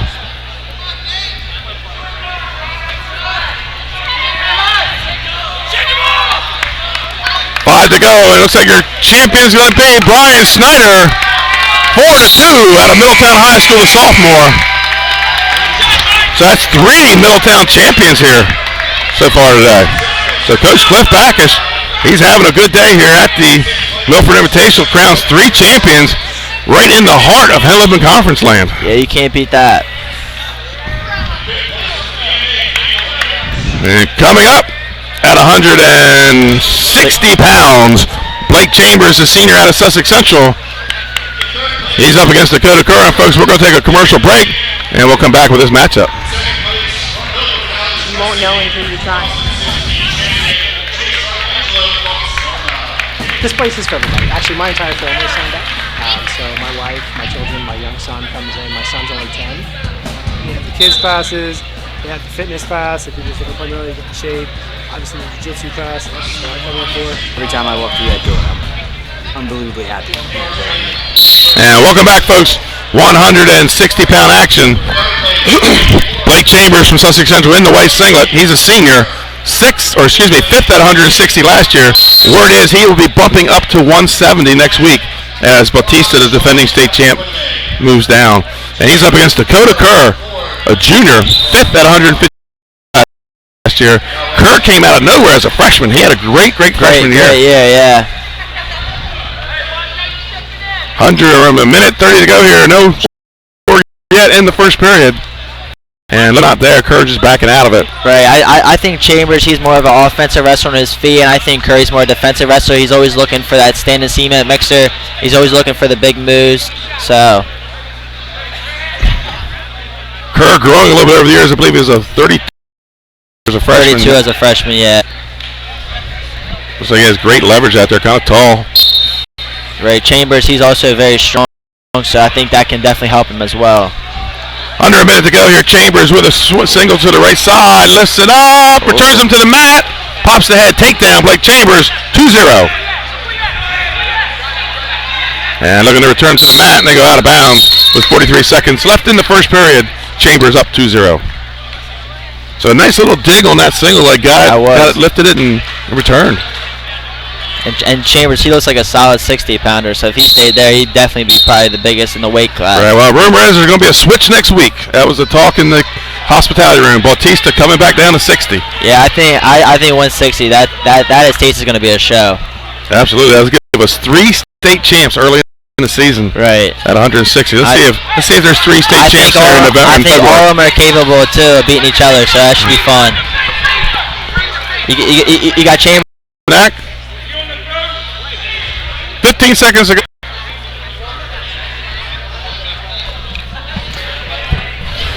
.302 Sports, folks, bringing you the Milford Invitational. This is the inaugural wrestling event on 302 Sports. First time 302 Sports has done wrestling. Right. Cracks it back down. 5 seconds to go. And we're in this first period. 2-0. And coin toss goes to Chambers. He's going to defer, and Kerr's going to go down. Kerr looks like he's about to get out a couple times. He's just got to clear those hips because he's just dropping right back down to that little jawbone, that little single leg. Right, Chambers, he's strong and physical, so every time he's definitely going to go to that single and build right off to a double. So I think Curry's got to defend that. For a little pull back into the body scissors. Right, he's got his boots in now. He wants to go to work. I think Curry's just got to clear his hips on bottom and build a base. And Curry getting the hips back, looking to get to a base, keeping the elbows in for right now. Right. He's got to eventually open up, but they're just going to hit him for a stall call here. He's got to be smart. Inside wrist here by Chambers.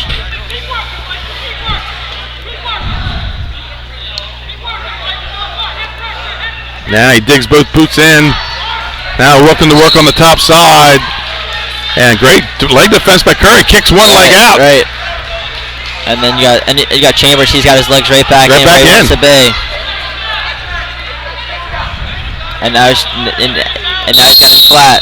And we're gonna get blood time. So we're gonna get some blood time here, folks. And as I said, this is the inaugural, the very first ever wrestling event held on 302 Sports. I'm Benny Mitchell here, and my broadcast partner Tyler Carney. And I thank Tyler for coming down. He came here to watch. And I put him to work, but offered us great insight. And Tyler, a little bit about let's talk a little bit about Division 2. We've talked enough about Division 1 and the Smyrna Eagles and Cape and Lopin and Sussex Central. Let's talk Division 2. The defending state champs, they've won 3 in a row. The Milford Buccaneers have to be the favorite in Division 2 this year.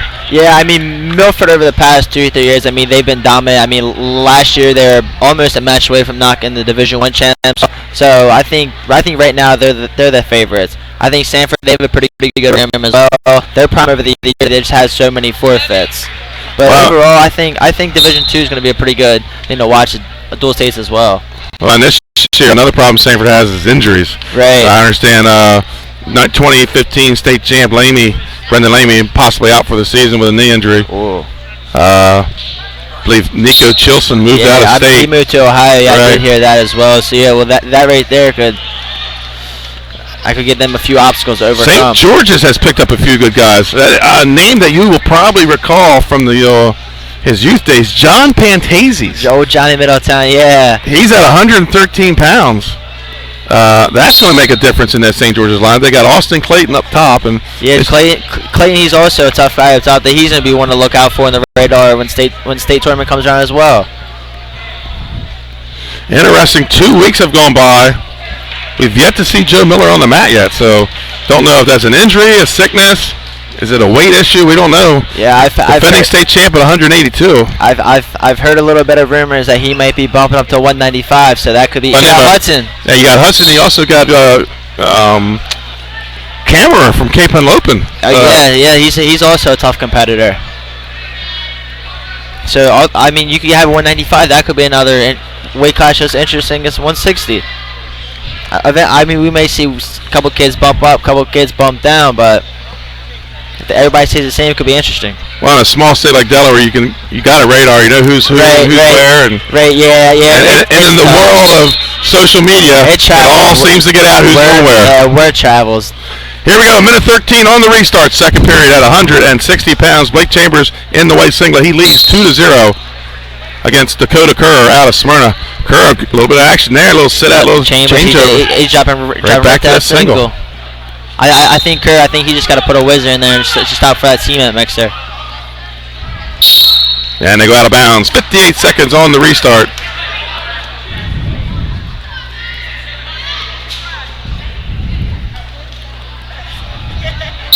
And Chambers Kerr needs to clear his hips. You know, this was happening. First of all, I think he's cutting the wrong way because he's cutting right back into a single leg. Right. So, you know, he's got to get those hips clear and he's got to get to that escape. He's got to get to his feet again. 43 seconds to go. He trails 2-0. Right, Chambers. I mean, he's done a great job on top as well. Chambers booted on the left side, working the top half on the right side. 30 seconds to go in the second period.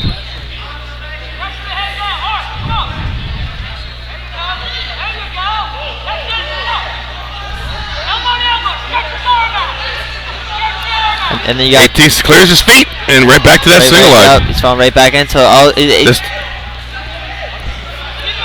Chambers staying strong, locking that crotch. 10 seconds to go. I think we're going to get one here. Yeah, I think, Here we are, one for Kerr. As the clock runs down, 2-1.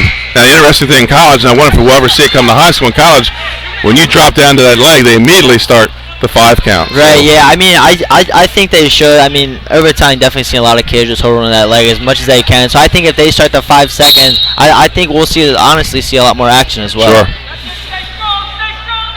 Kerr way high as he tries to get his leg in. Yeah, Kerr's got to be careful in this position. You got Chambers shaking. He's hanging out on the right side. He's going to get a stalemate, and I think that's the best case scenario for him in that position. Yeah. I think Kerr was definitely praying for that to happen. Minute 48 to go. 2-1.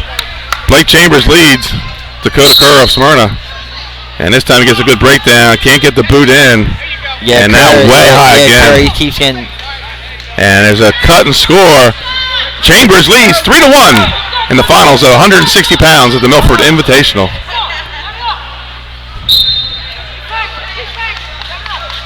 And Chambers is looking for that little either a knee pick there or a quick little high crotch.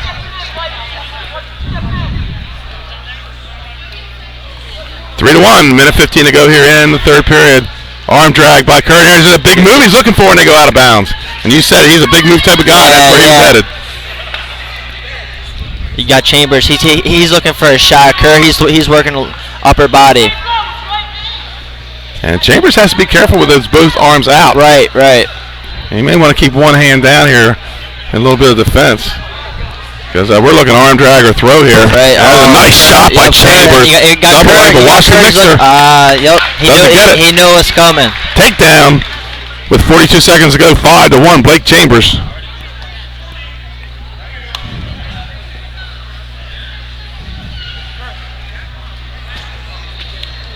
Yeah, we talked about Chambers reaching. That time Chambers caught Kerr reaching for that arm drag. Right. 2 arms out, nothing to defend your legs. 24 seconds to go here in the match at 160 pounds. Blake Chambers on top, 15 seconds to go. It looks like he is about to capture a Milford Invitational title.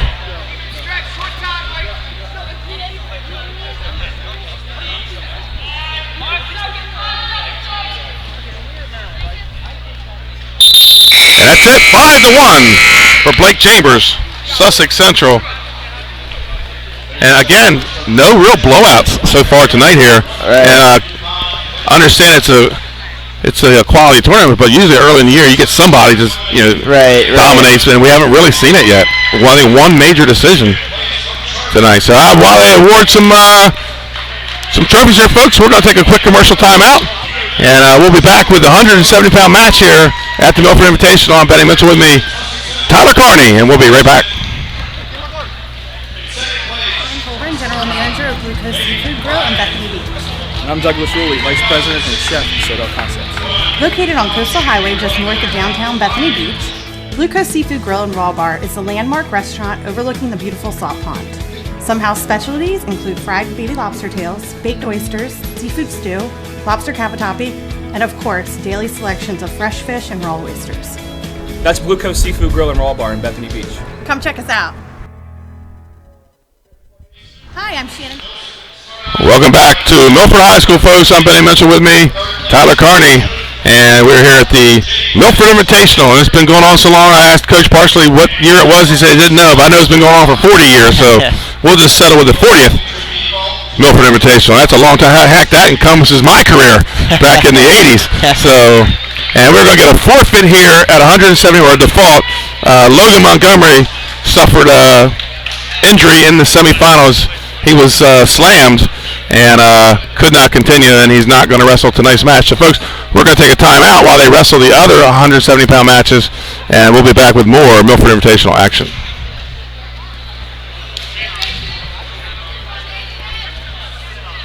Make the culinary coast a national focus for the United States as a food destination. I think we've done a really good job of that in the past few years. The daily grind of the restaurant can be very difficult. You're dealing with alcohol, food, and people. Those are 3 highly volatile things. So sometimes it's better to have a little bit of a higher calling, a little bit of a higher purpose, that as a group we're trying to get together, stick together, and be about something. And for us, it kind of gets us through the hard seasons and the hard times that we can rely on each other. We have about 150 full-time year-round employees, and then every season we hire, I think this year we hired about 270 people. So we have 270 seasonal people spread out throughout the whole county. And for me, it's great. And some of these people started out as 15-year-old busboys working with us, and now they're lawyers and doctors and business executives throughout the world, and they still come back and they have a relationship with us. So it's been a really nice experience for us that we're so connected to the community, and we can develop people on so many different levels. We want to support the people that we work with. We want all of our employees to have what they need to grow and be professional. And we may open 10 more restaurants. We may open 100 more restaurants. But all we know at the end of the day is we want to stick together, and we have a great group of people, and I'm really proud of them. I'm proud of everybody. This was a really trying year, and it's a testament to the team that Matt put together that we flourished after a tragedy. And the stronger and better we can make Southern Delaware, the better our restaurant group's going to be.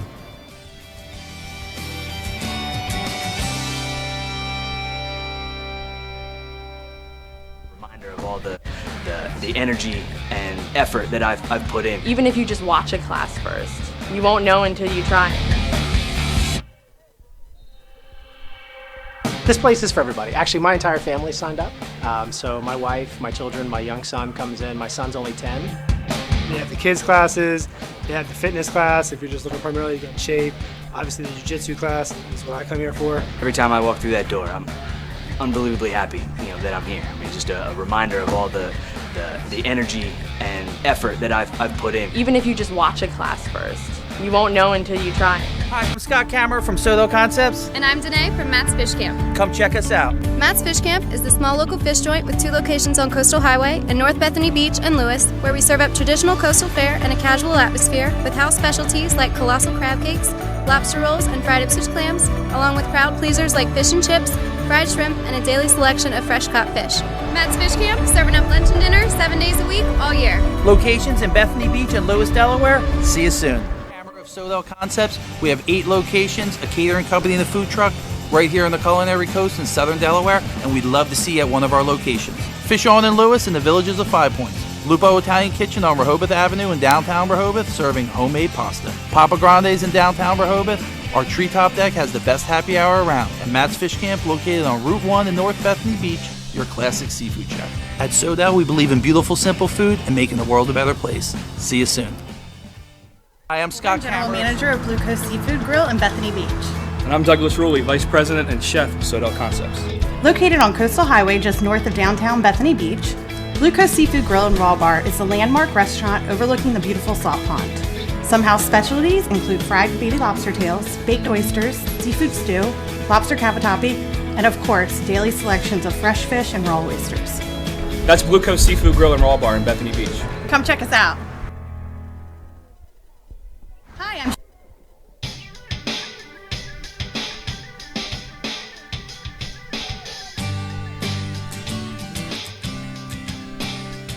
Sodell Concepts is the premier restaurant group in southern Delaware. We have 8 restaurants from Lewis all the way down to Fenwick. We have a catering company, a food truck, a soda company, a film company, and a management and a consulting company. We believe in beautiful, simple food. We like to develop the people we work with, and at the same time we have a little bit of a higher mission, and we're trying to make the world a better place. And we have a group of people that every day wake up and they get after it, and they're all focused on one thing, and they're trying to make a great company, and we're trying to make the culinary coast a national focus for the United States as a food destination. I think we've done a really good job of that in the past few years. The daily grind of the restaurant can be very difficult. You're dealing with alcohol, food, and people. Those are 3 highly volatile things. So sometimes it's better to have a little bit of a higher calling, a little bit of a higher purpose, that as a group we're trying to get together, stick together, and be about something. And for us, it kind of gets us through the hard seasons and the hard times that we can rely on each other. We have about 150 full-time year-round employees, and then every season we hire, I think this year we hired about 270 people. So we have 270 seasonal people spread out throughout the whole county. And for me, it's great. And some of these people started out as 15-year-old busboys working with us, and now they're lawyers and doctors and business executives throughout the world, and they still come back and they have a relationship with us. So it's been a really nice experience for us that we're so connected to the community, and we can develop people on so many different levels. We want to support the people that we work with. We want all of our employees to have what they need to grow and be professional. And we may open 10 more restaurants. We may open 100 more restaurants. But all we know at the end of the day is we want to stick together, and we have a great group of people, and I'm really proud of them. I'm proud of everybody. This was a really trying year, and it's a testament to the team that Matt put together that we flourished after a tragedy. And the stronger and better we can make Southern Delaware, the better our restaurant group's going to be.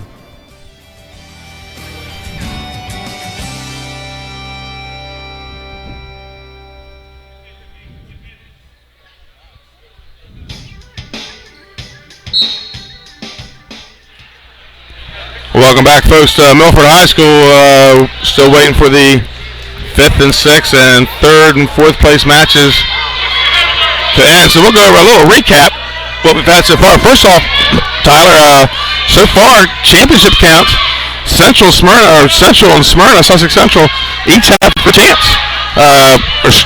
Sussex Central, Middletown, excuse me. So we talked about Middletown coming right down here into the teeth of the Henlopen Conference and taking 3 titles. And then Smyrna with 2, Milford with 1, and Salesian with 1. And we'll start right back at 4 weight classes to go here, folks. We'll start back at 106 pounds.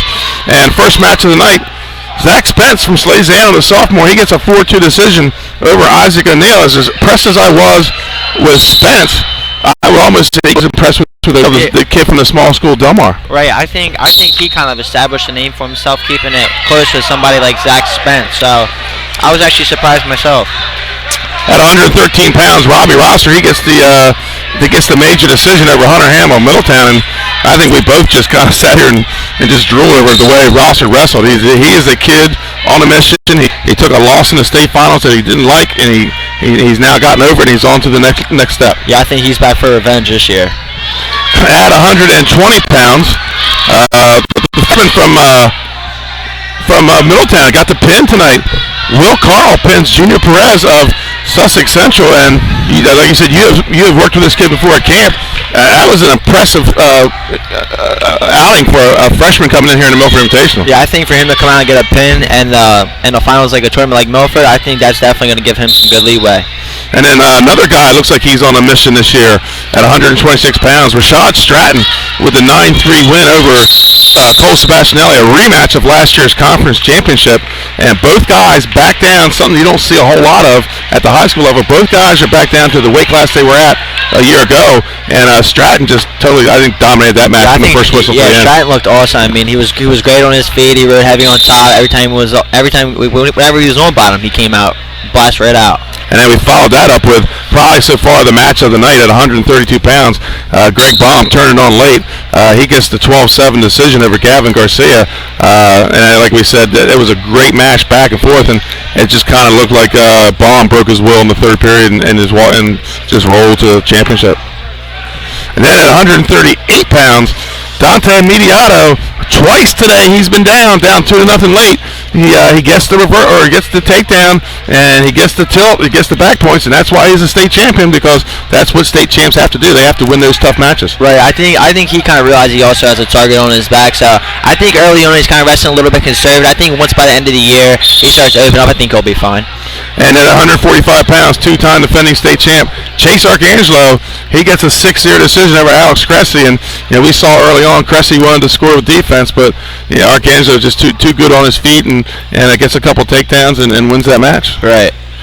And then at 152 pounds, the sophomore out of Middletown, Brian Schneider, he gets the 4-2 decision over Nate Bryant. And again, Bryant goes out, gets a 2-0 lead, and then Schneider fights back, ties it up, gets the lead, and rides him out, and just an impressive outing for the sophomore.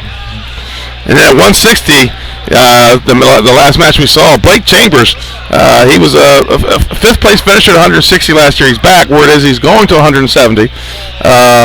Good match early on, but Chambers just too strong on his feet and just getting to those double legs and getting those takedowns. Right, he's honestly a scary big 160-pounder for sure. And then Brandon Bautista, the defending state champ from Sussex Central, he gets a medical. He wins by medical default as Logan Montgomery, who was a state runner-up at 170 last year.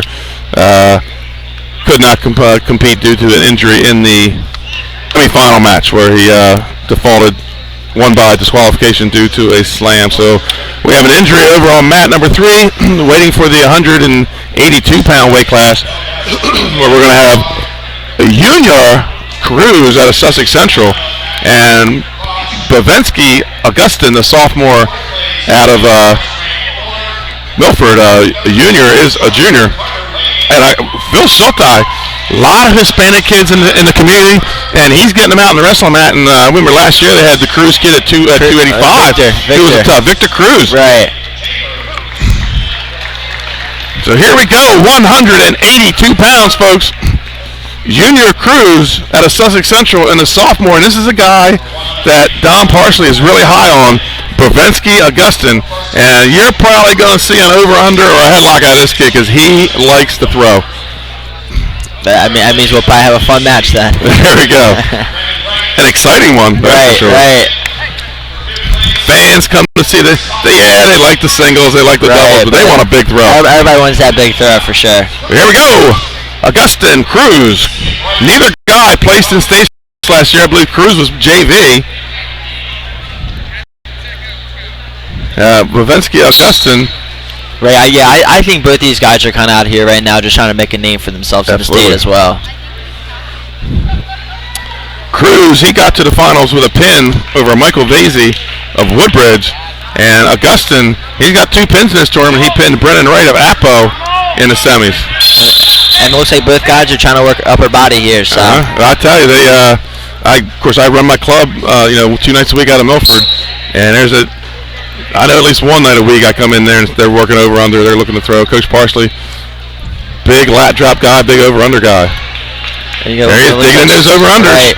Right. We're going to see any pressure. Here comes that side headlock. Here comes the headlock, and he's got it.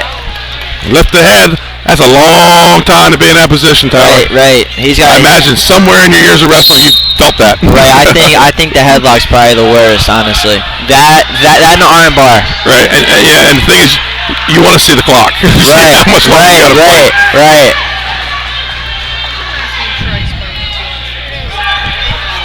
Babinski looking to Coach Parsley, telling him to get that head over, get the weight on him. Under a minute to go. Right.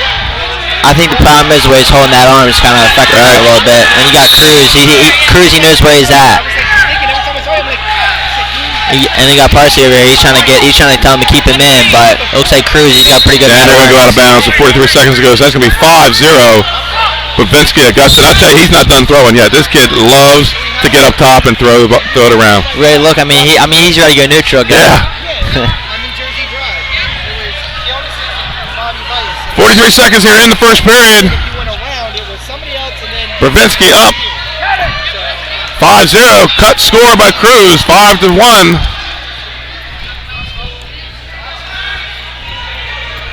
Under 30 seconds to go here in the first period. And like Tyler said, two young guys looking to make a name for themselves. Cruz coming up off the JV from last year. Babinski, only a sophomore. And Babinski, Augustin, I believe, won a couple of middle school conference tournaments here at Milford Middle School. Here comes the side headlock again. And that was a good defense by Cruz. He's looking for a lift. He just needs to get that. And they go out of bounds as the buzzer sounds. 5-1, Augustin. At the end of one. Co-referee Joe Arcangelo flips the disc. And it goes green, Cruz choice. And he's taken down, so he wants to get back up again. He's down by 4. He wants to score and get this thing closer till they get to the third period. Yeah, Cruz, he's going to come up right to his feet every single time. They're battling. Yeah, we're going to get a stall call. Right. And we're going to cut him loose first. 5-2. Augustin. I think Cruz, he knows the headlock's coming, so he's probably going to be a little more cautious when he's coming upper body with Augustin again.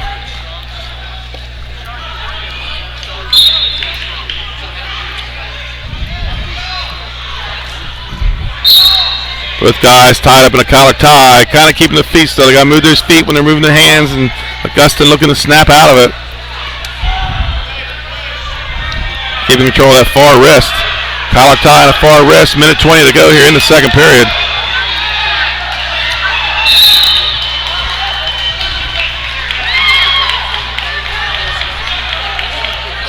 And Cruz just come right back at him. Right, yeah, I mean, he's definitely kept the pressure on. He's looking to get dig an underhook in.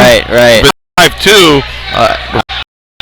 And Babinski has been perfect. When he was on his back, same thing there when Babinski was trying to toss him out of. Here, second period, 5-4 with the big throw. They had a lot first period. I would say Babinski's going to come out for the and one. I guess they escaped 6-4, 30 seconds to go in the second period. And I think we're starting to notice Babinski looking for the throw, not protecting the leg. Right. Under 20 to go here in the second period. Augustin will have choice to start the third. He's looking to snap. Got to move those feet. Got to get in that position. 5 seconds to go, and almost snaps Cruz into a double leg. Both guys looking to be a little wary here. We're in the upper weights now, so. Right. Augustin wants to go neutral. Coach Parsley tells him he wants him down. Red takes down. 2 minutes to go. 6-4. Augustin from Milford. Cruz looking to put a boot in. Yep. And it looks like he got him, and now he's got 2 in. Both in now. It looks like he's working for the power half here. He got Babinski on bottom trying to clear those legs. Stalemate. 40 minutes, 46 to go. So first thing Augustin has to do, he's got to clear those hips. Right. Clear those hands, and then try to catch that leg coming in. So we had a misplaced headgear here. With a minute 46 to go in the match, 6-4. Augustin in the burgundy singlet for the Milford Buccaneers. And Cruz again tries to get that left boot in. And gets him in, gets a little high. Right. Now we go to a crab ride. Gustin rolls back to his base. Right. And now Cruz is in a good position here.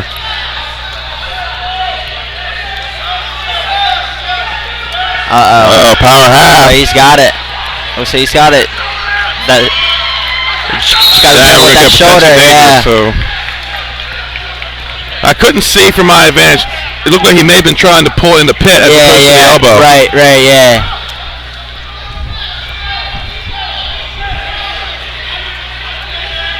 Minute 20 to go in the match. 6-4, Gustin. Again, Cruz trying to throw that leg in. Right. I mean, he's always got a minute. I think he'd be a little patient with that power if he doesn't need to completely try to get it right away. And I think Bavinski, he just got to keep his elbows in on bottom here. Cruz a little high, but he gets that second leg back in, puts the weight on him, and gets him back broken down. Now he's going back to that power half. Right. He's got to be careful with that. Under a minute to go.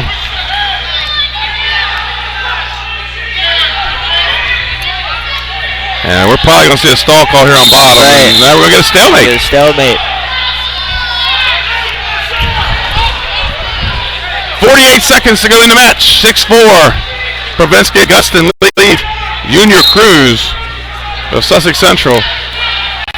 Looking for just a straight half now. Now he throws the boots in. They roll through to a crab. And this is where he got that power half in the last time. Almost scored. He might have it here. It slipped out again. 30 seconds to go in the match.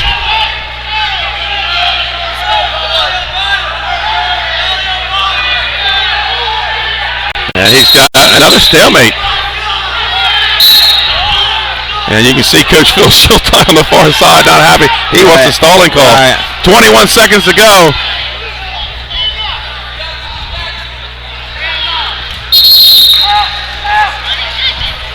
Both boots in right away.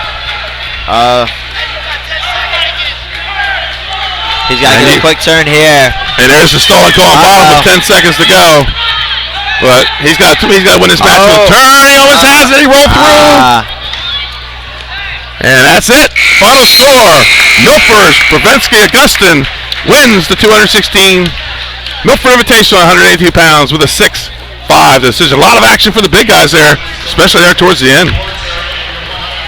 So we're going to move on to 195. This could be a pretty good match. Right.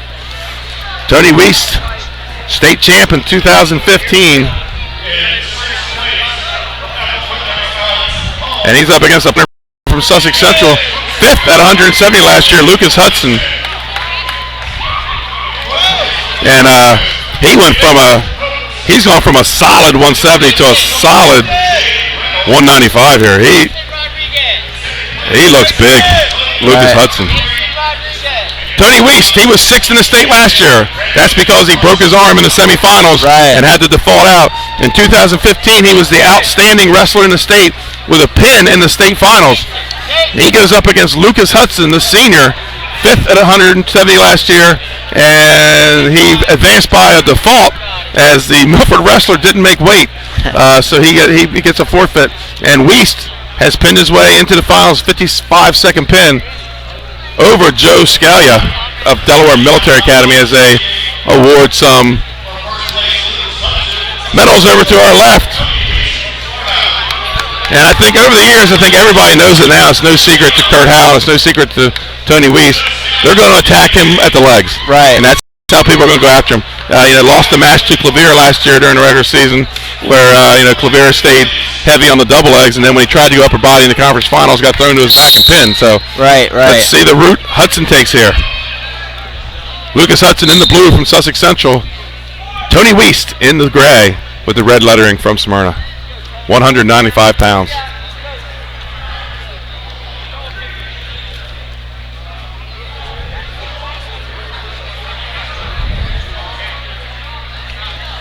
And like Hudson's cautious, staying arm's length away. And we know Wiest, he's going to look over under. He's going to look headlock. He's got a huge jiu-jitsu background. Right. He can throw you from a lot of positions. Right. He can throw you. He's a monster on top. So I think Hudson's got to be smart here too.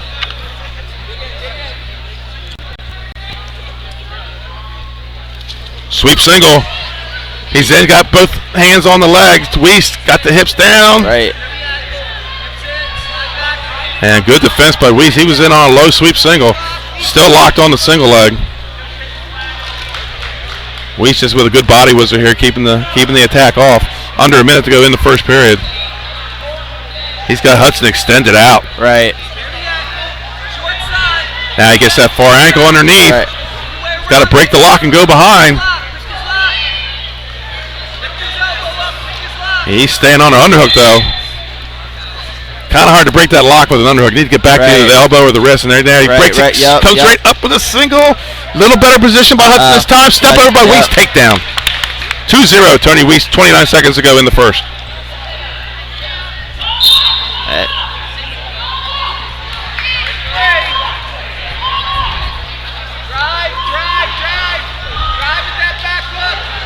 Under 15 to go here in the first period. Weiss leads 2-0. And then this right here is Tony's dominant position, so he definitely wants to be on top here.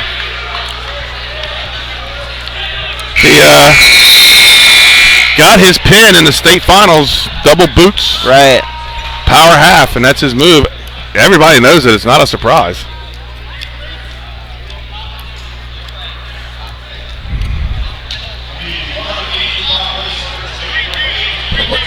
So Hudson's going to take neutral. Right, yeah, I think that was a good decision. Yeah, absolutely. And he did get in on a couple good shots. He's just not finishing, and the hips aren't following the hands. I think Weiss is arguably one of the best wrestlers in the state on top, so. Yeah, I'm not going to give him the down position. Right, yeah, that right there's a gimme. I've seen a lot of kids go down on him and get pinned, so. And Weiss here, collar tie. I just don't think that's where Hudson wants to be, and he does. He backs out. He doesn't want to play that game. Doing a good job of keeping his distance, but eventually Weiss is going to suck you into an underhook or an overhook. Right, yeah, he's always thinking about something before it happens. So. And there's nice little hard collar tie. Looks side headlock not there, and they go out of bounds. And he was wrapped around as they went out. And that's just where Tony Weiss wants to be. Yep.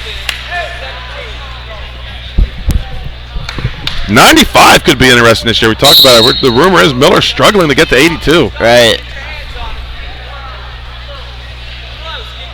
So we could have a outstanding 95-pound final this year, and you can't count out this kid Hudson, and you can't count out Cameron or Cape and Lopin. So big guys starting to get some action here in the state. What used to be 1- and 2-man weight classes are now becoming 4 deep, 5 deep. Under a minute to go here, second period, 2-0. Tony Weiss leads, and heavy hands looking to get into a tie-up. But Hudson doing a good job just keeping the distance, keeping his feet moving. Right, you got Tony working on the 201 here. Hudson's being smart. Under 30 to go here in the second period. Weiss leads 2-0 over Lucas Hudson of Sussex Central. 2 conference champs from last year. Uh-oh. Oh, and there's the other one. There's the throw. Hudson's able to circle out. We'll see if we have any backs. And no backs, just takedown 4-0, Tony Weiss. I think that kind of caught the referee by surprise. He's on the other side of the action. He had to get around and if he did have to. Weiss is one of those wrestlers in office, and you should be cautious. So Weiss is going to take down in the third period as he leads 4-0. And then I think Hudson, he knows he's definitely got to get his offense going here a little bit as well. I'm not sure Weiss really has a weak position. Right, yeah. Obviously, top's his strongest. Right. He is a good wrestler. He is vulnerable to double legs and single legs, but he showed today that maybe he's worked on that, and that maybe not be a vulnerability anymore. He's fought off a couple attacks. 5-0, Tony Weiss.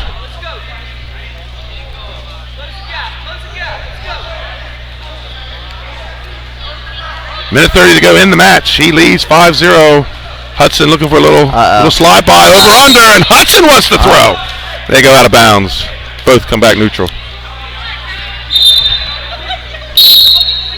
I guess Hudson said, if I got to be here, let me see what I can do with it,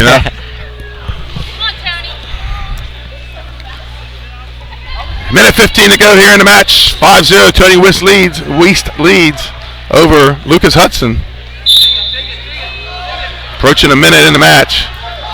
And Hudson, I mean, even down 5 stuff, he's still just being careful. Right, yeah. There is another single shot attempt. Not there. So, these two are going to probably meet 2 or 3 more times again this season. And we kind of see the game plan of both guys. Right, yeah, I'm sure we'll see him at the Smyrna Central match, possibly state duels, conferences. Beast coming up. And right. It sounds crazy. Out of probably 100-man weight class, you can still see 2 Delaware kids wrestle, but it's happened. 35 seconds to go in the match. 5-0, Weiss leads in the gray singlet from Smyrna High School. He was the 2015 state champ. Last year suffered an injury in the semis, had to settle for 6, and just another guy back hungry to get a state title. 20 seconds to go. Hudson tied up the far wrist, probably going to see a duck under or something here with inside tie. And that looks like he's trying to back out of it. Right. Yeah, I think Weiss, he's done a great job keeping that pressure on Hudson, so Hudson's having a little bit of difficulty trying to find what he wants to go to. Under 5 seconds to go, so Weiss wins 5-0. I think Hudson gets a little bit of a feeling out process. We're going to see this match a couple more times during the year, so we'll see what, as we get down the road, if there's any readjustments on both guys, because Weiss is used to coming out and empowering people, and he gets the title. Right. Tony Weiss, your champion at 195 pounds, 5-0 decision. Still only 1 pin and 1 major, so pretty good finals competition. This could be a barn burner here coming up. 220 pounds. Dominic Hovington coming off the football field, played for the Milford Buccaneers, all-conference linebacker. He was 4th in the state last year at 220 pounds. He was the conference champion at 220 pounds. And he's up against Johnny Morris of Sussex Central, 3rd in the state last year at 195. Hovington with a 12-second pin to open the tournament, and then he pinned Ben Somerville Charter in the minute 23 in the semis. Johnny Morris comes in with a pin over Vinny Marcosi of Slazanum, and then a 55-second pin of Andrew Benedictus of Smyrna to make the finals. So here we go, 220, and I think, Tyler, we're seeing some of these names on the bracket. There's going to be some other Smyrna names that are coming up next couple weeks as these football players get themselves out here. A couple state champs left to come out. Larson Wilson not here today. As I said, he played in the state championship game. Be tough to start with the Beast, though. Your first competition being the Beast. Yeah, it is, for sure.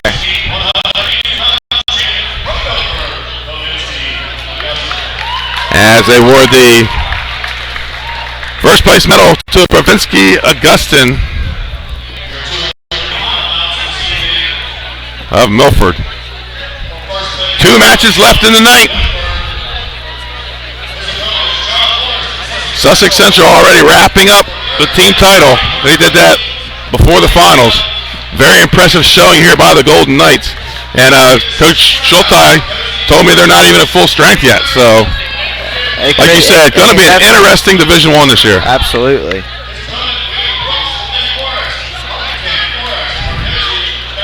So here we go. 220 pounds, put 2 minutes on the clock. Johnny Morris, Sussex Central in the navy blue singlet. Dominic Hovington from Milford in the white front. Burgundy back with a big M on the front. Here we go. 220 pounds. Milford Invitational Finals. And Hovington working hard, working to get that inside tie, and shoots to go out of bounds with a minute 47 to go in the period. Folks, you're on 302 Sports.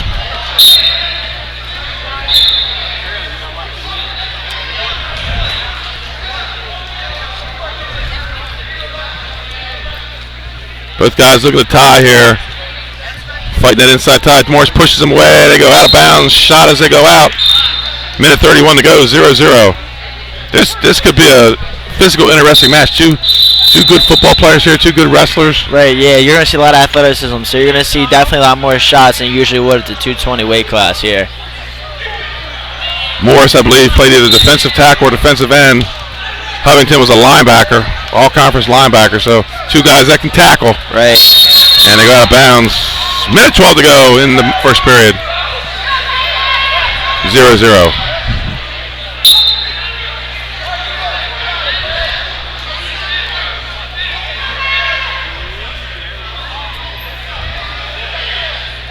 Collar tie by Morris. Huffington holding that far wrist away. Under a minute to go in the period. And just as we said, we thought we'd see some more tackles and activity. They go to the 220, the standard 220 tie. Right.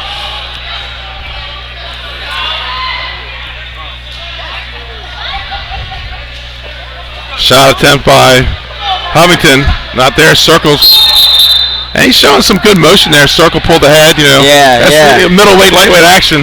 Right. I think this first period, they're just kind of trying to feel each other out. And second, third period, I think that's when the real battle is going to begin. A lot of scrambling.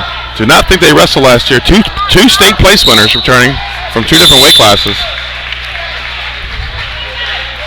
Huffington lost his third place match in overtime last year. 15 seconds to go in the period, still 0-0.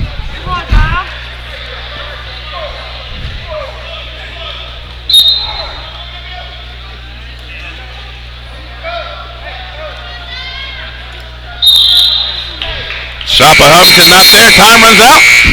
0-0 at the end of one. Point toss goes to Morrison. Morrison is going to take down. Probably anticipating the 0-0 ending or 1-1 ending, so you want to get that first score. And Huffington looks like he's going to go optional. He's willing to give up that point. Huffington working in an inside tie.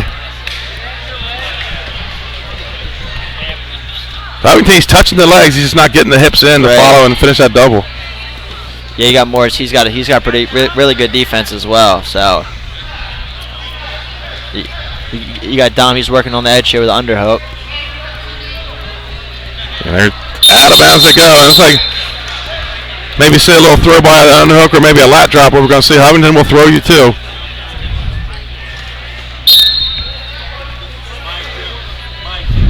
Minute 30 to go in the second period. 1-0. Johnny Morris from Sussex Central in the navy blue singlet leads. These are the 2016 Milford Invitational Finals on 302 Sports. I'm Benny Mitchell, with me Tyler Carney, the former Smyrna wrestler. A little bit of a slide-by attempt by Huffington now. Morris he's starting to establish the mat presence right now and keep Huffington backed up. I think the offense is really about to come out here soon. Minute 7 to go. Second period, 1-0. Johnny Morris. Morris's brother was in the finals at 138. Got tilted late by Dante Immediato. Takes second place at 138 pounds. Big brother Johnny Morris now out here at 220.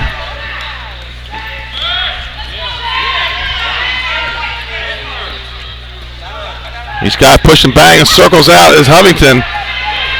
And got to feel like we're going to see a shot off that before long. There it is, double leg out of bounds. Good job. He's circling out, bringing down the head and shooting as he comes back.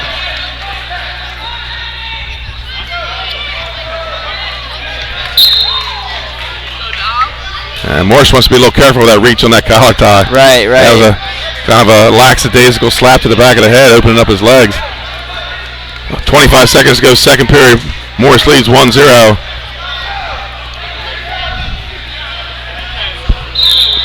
Both guys doing a good job of fighting for that inside position up top.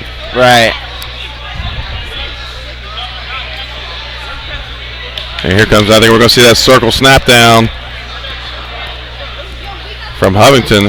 Now he's looking to go inside control again. 2 seconds left. Oh, and there's a shot, but it's a little late. So 1-0. Morris leads, and Huffington looks comfortable with it down 1-0. Right. His whole mat presence and. Yeah, I think Morris, he's got to ride heavy as he can here. And gets a good start. Keeping the pressure on here in the third period, 1-0. Looking to tilt. Looking to tilt. He's got that leg in. Oh, lost it. Morris on top. He leads 1-0.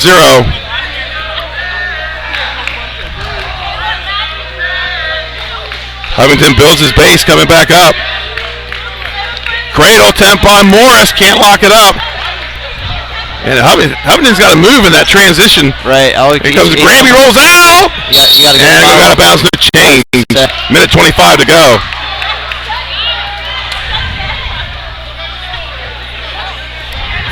Morris leads, third period, 220 pounds. Covington comes to his feet. Hand fight cuts and scores 1-1. And our clock did not start here, folks. There it goes. 1-1 with 1:20 to go in the third period in the match. And Covington, he showed some shots, and they're getting deeper and deeper each time. So Morris not showing any real offense as far as leg attacks go. Both guys battling for inside position. And it looks like they're both getting a little breather here. Yeah. Take a little breath. We got a minute to go. We got time. Right. Well, looks like now they're ready to go. Covington in on a double leg shot. Underhook defense throws him out of bounds. 49 seconds to go. Right, yeah. I think Morris, he's got to get a little offense going. He might get hit with a stall call. Downs to find a lot of shots off here. 45 and counting here in the third period. 1-1. Maybe our first overtime match of the finals. We got to keep. And Morris again. Morris is establishing the mat. Right. And keeping Covington's back to the circle. Yeah, I think for Dom to get his offense going, he's got to stay out of ties. It looks like Morris, he's comfortable. So if he wants to work his offense, he's going to have to stay tight. 28 seconds to go here in the third period. 1-1. We're at 220 pounds. Covington from Milford. Morris from Sussex Central. And there's a slide by attempt, double leg, and it drags out of bounds with 13 seconds left. I think now we're going to see a little bit of sense of urgency. Yeah, and he caught Covington sleeping there. Right.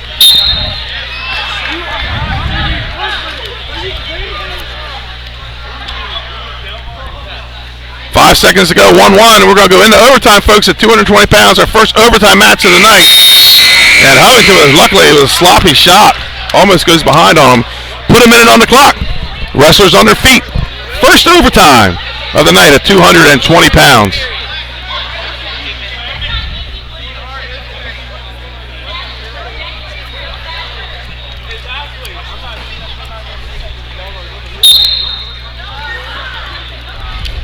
Both guys right back to the collar tie we saw at the beginning of the match, and like you said, I think Covington needs to get out of the tie. Yeah, I think he's got decent double legs. Right, yeah. He's more of a tap go type of guy. I think Morris, he's looking for the underhooks, everything like that. So Morris pushes him away. Covington circles to the left, and every time he's circled to the left so far, he's taking a shot off it.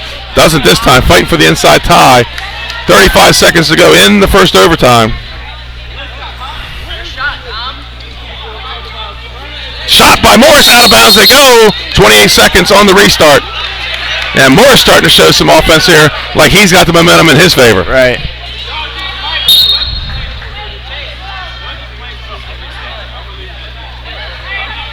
If we get to the red out, Morris will have choice on that. And Covington did not even attempt to ride him in the second period. So 10 seconds to go here in the third period, 1-1. Covington takes a shot, misses. Morris looking to go behind. Gets it down to the mat. Needs to step over. 3 seconds, 2 seconds, and great defense by Covington. And we're 1-1 after the first overtime. So we get an overtime match, and it's the big guys. That's right. So Covington's going to go down first. 30 seconds on the clock. Yeah, looks like Dom's getting a little tired here.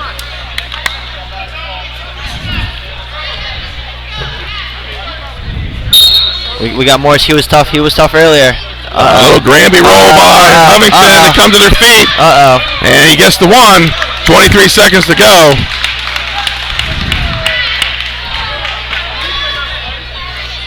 So if it stays 1-0, we'll see if Covington can ride. You know, like he said, he cut him, went optional start, and let him go in the second.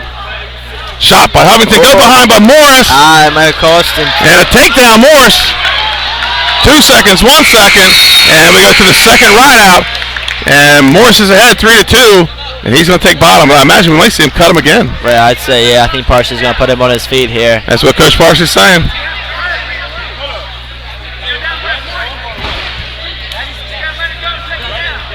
And he is going to go optional start. Coach Parsons telling him you got to take him down to win. With the optional start, you can lose 3 to 4 seconds here as well. 4-2, Morris leads here in the second or third overtime. Shot by Covington. He's in deep on a double, on the edge. Right. Morris fights it off, back to their feet, and almost in our laps. 12 seconds to go here in the third overtime.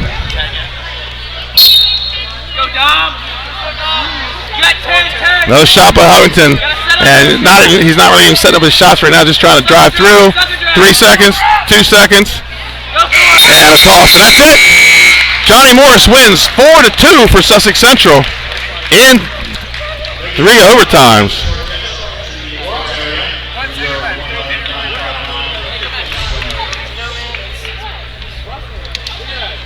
So on to the big guys, and I think when the rankings come out, actually I can tell you when the ranking comes out, I know. Brian Wines is going to be the #1 wrestler at 285. The senior got injured last year at the state tournament, ended up defaulting down to 6th place. And when you see him come out, he is a big, big heavyweight. Brian Wines pinned in the first period, or first round, 26 seconds over Logan Vivian from Newark Charter, and then reached the finals with a 2-minute and 21-second pins over Chris Saunders from Appo, who I thought looked very athletic as a heavyweight guy I haven't heard of. He's going to be up against Jordan Springer, 54-second pin in the first round, 2:15 over Kyle Lank of Wilmington Charter in the semis. Springer a senior, Wines a senior, and it's Lake Forest Milford. It's a rivalry. So here we go. 2 minutes on the clock, 285 pounds. As we wrap up the awards presentation.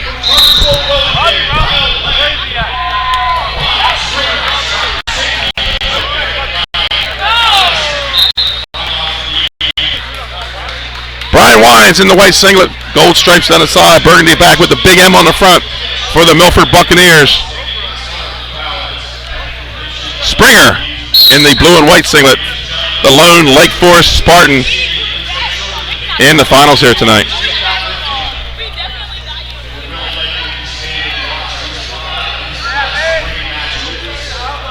Last match of the night, folks, 285 pounds.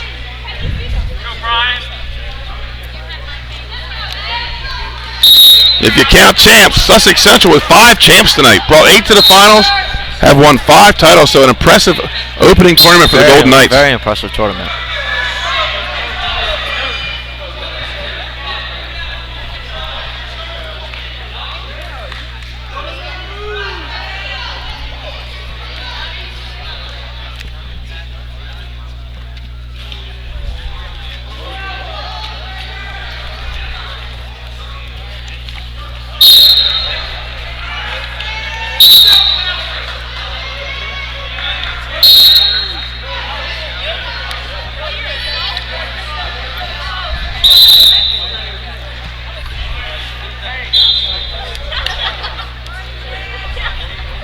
Minute 4, 0-0 here in the first period. Minute 4 to go. Brian Wines, he was also the conference runner-up last year. Lost to the real surprise story of the state last year. Pierce from Woodbridge came out of nowhere. Nobody knew who he was. Wins a conference title. Wins a state title. He made a great run. I remember. Right. And I mean, every match was an overtime. Every match was exciting. Yeah. His state finals match was real exciting. He beat defending state champ Brendan Dooley from William Penn on just a big blast double in overtime. Had the crowd going wild. States are moving to Dover this year, Tyler. What do you think of that? A little closer to home for you. Really? Dover High School this year. They're leaving Cape Henlopen, moving to the center of the state. Dover High School will host the individual state tournament. That's perfect. I only got about a 10-minute ride now. Yeah. An hour ride. Absolutely, yeah. And then, of course, the dual states are always held at Smyrna High School, your alma mater. Been some great state final matches there. There has. Especially the last 5-6 years. We had the 3-year run of CR versus Smyrna. That's right. Had some good times. The dual meet that year in 2012 that sold out Smyrna's brand new gym. 2,100 people. That was awesome. They talked to guys during that match, and they said, they've never experienced anything like it or again. That's the best atmosphere. And then hopefully Rigby down in CR now, he'll bring it back. Yeah, have another one of those big matches in that gym. That'd be fun. 2 minutes to go here in the second period. 0-0, Wines on bottom. You got Springer though. He's wrestling tough as well. Yeah, he went and watched the Cape Lake Forest match, and didn't look that impressive, I have to tell you, on Wednesday night. Just couldn't seem to get up off his knees, and ended up losing on a ride out. But here tonight, big heavy pressure on him. Right, he's working that wrist.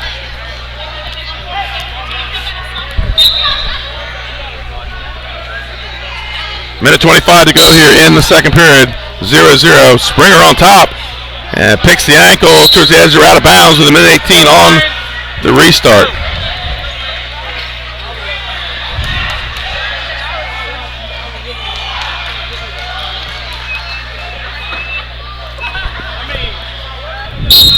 And Springer's just getting that chop in that knee and breaking them down. A lot of these guys, we're sitting here, we say it, and we say it, and we say it. Got to clear your arms, clear your hips, something. Yeah, there's been a lot of guys just can't hold a base. Being flat on bottom, they really don't have that first move and that back pressure immediately. Minute to go here in the second period, 0-0. And this is, I think, a position. I mean, he's got a great wrist ride going on right now. Wines wants heavy, to score. Everything. Although Wines is a good guy on top. He turns people and he pins people, and now he's going to get a stalling call. Stalling call, yeah. So now he's got to get up a little bit, build a base.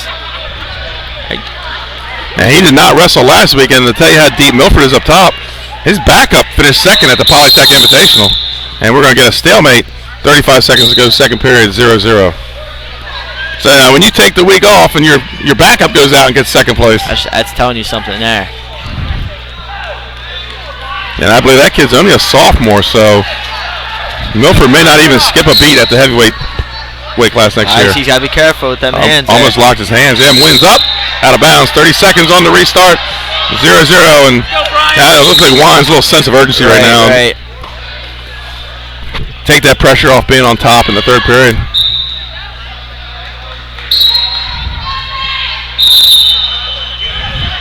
But I think Springer's got to be tough here. Yeah, you can't give it the point with 20 seconds to go in a period. He's got that. Looking to turn inside wrist, brings it out. He's got to be careful here. Wine switch. Looking to finish. Looking to clear. Gets one. I think getting that one was definitely huge. Yeah, it takes the pressure off you. Right. Riding in the third. 5 seconds to go. 1-0. Brian Wines of Milford. And I was saying 7 seconds to go. And we're kind of being surrounded by the Milford faithful here. Always when that heavyweight match ends tonight, everybody starts getting to their feet. It could be 50-0. If you win heavyweight, you win the match, to the fans. So Springer's going to take down as he trails 1-0. Yeah, I think Springer. I think he's got to get out early. He had trouble getting out. He has a little elbow roll, but he had a lot of trouble getting out on Wednesday night. He goes to a sit, so learn something from it. Yeah, Wines, he's got that bar. He's exactly where he wants it. Wines will turn you. He's a powerful wrestler on top. There it is, wrist and a bar. And here come those big, slow, heavyweight steps. Right. It looks like he's a little sweaty there, so he's able to slip it out. Third period action, Brian Wines on top. He leads 1-0. He's going inside wrist, pulls it out, across the back. And it looks like he's going to, hooky bar. Hooky bar, he's looking for it. He's got his bar now, let it go too. Minute 23 to go, 1-0 Wines. 285 pounds. Got it out again, he's got it on the back. Referee Matt Bivens getting in position to make sure he keeps it legal. He does. And great defense by Springer. Twice he's had that hand out on his back. Right. I think he just got a little bit of sense of urgency here. Now he's coming around there. He's looking to hook up the Oogie bar. He just can't keep him down. Right. Got to keep that. There's your bottom stall call. Got to keep that pressure on the back of the neck. Can't let that guy rise up. Yeah, I think Wines is also being a little cautious there. He kind of knows when he's starting to build his base, so he's getting back behind him. 40 seconds to go in the last match of the night. 285 pounds. Brian Wines of Milford on top. He leads 1-0 over Jordan Springer of Lake Forest. And we're out of bounds with 28 seconds left in the match. So one good stand-up, one good breakdown. That's probably the match. That's going to determine the match here. And I talked about the Apo wrestler. He just got third place with a pin. That's a guy that just jumped on the radar this weekend. Lost to Springer by pin or to Williams. Wise got a deep half. Got that deep half. He's going for the pin here. You got Springer. Oh, he's gonna roll through on it. Oh. 2 backs. 14 seconds to go. Got the head scissors. Says 4-0 Brian Wines with 10 seconds to go. So just to break down away. So as we wind down, I think we got to be in agreement. Match of the night was 132 pounds. Yeah, I think Greg Baum. Right. Yeah, that was an awesome match.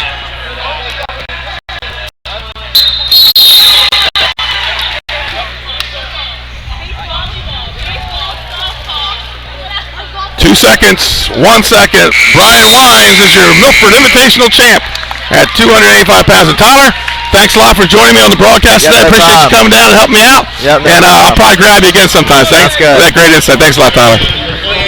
So, folks, we're going to take a commercial break. We're going to come back with our 302 Sports Outstanding Wrestler. We have 8 locations, a catering company and a food truck right here on the Culinary Coast in Southern Delaware, and we'd love to see you at one of our locations. Fish On in Lewis in the Villages of 5 Points. Lupo Italian Kitchen on Rehoboth Avenue in downtown Rehoboth, serving homemade pasta. Papa Grande's in downtown Rehoboth. Our treetop deck has the best happy hour around. And Matt's Fish Camp located on Route 1 in North Bethany Beach, your classic seafood shop. At Soda, we believe in beautiful, simple food and making the world. I'm General Manager of Blue Coast Seafood Grill in Bethany Beach. I'm Douglas Ruley, Vice President and Chef at Soda Concepts. Located on Coastal Highway just north of downtown Bethany Beach, Blue Coast Seafood Grill and Raw Bar is a landmark restaurant overlooking the beautiful salt pond. Some house specialties include fried baby lobster tails, baked oysters, seafood stew, lobster cavatappi, and of course, daily selections of fresh fish and raw oysters. That's Blue Coast Seafood Grill and Raw Bar in Bethany Beach. Come check us out.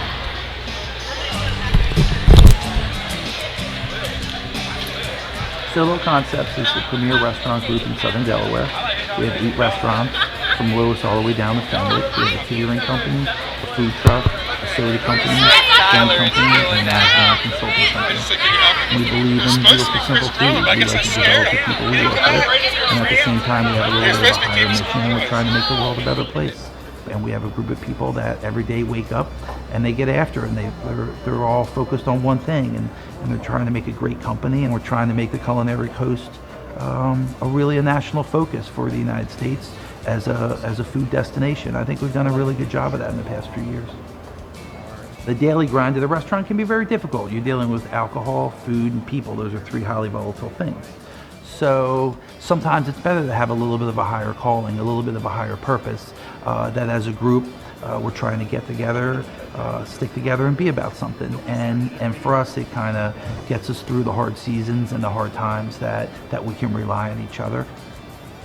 We have about 150 full-time year-round employees, and then every season we hire, I think this year we hired about 270 people. So we have 270 seasonal people spread out throughout the whole county. And for me, it's great. And some of these people started out as 15-year-old busboys working with us, and now they're lawyers and doctors and business executives throughout the world, and they still come back and they have a relationship with us. So it's been a really nice experience for us that we're so connected to the community, and we can develop people on so many different levels. We want to support the people that we work with. We want all of our employees to have what they need to grow and be professional. And we may open 10 more restaurants.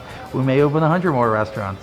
But all we know at the end of the day is we want to stick together, and we have a great group of people, and I'm really proud of them. I'm proud of everybody.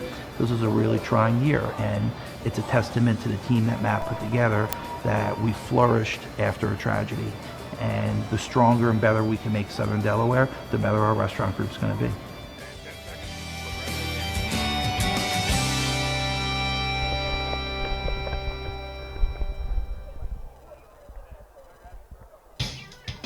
Welcome back to Milford High School, folks. I'm here with the 302 Sports Outstanding Wrestler, Will Carl from Middletown. And Will, talk a little bit about that big pin. You're a freshman, you come out, Milford Invitational, prestigious tournament.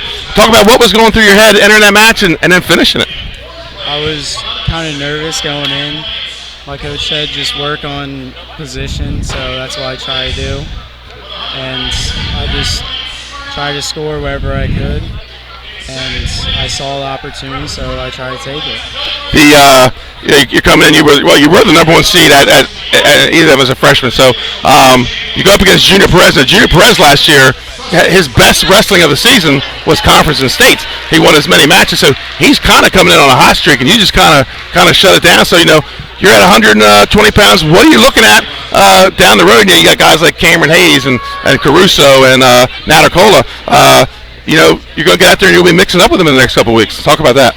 I'm really just going to try to go out, be aggressive, and hopefully I can score on them and go for the win.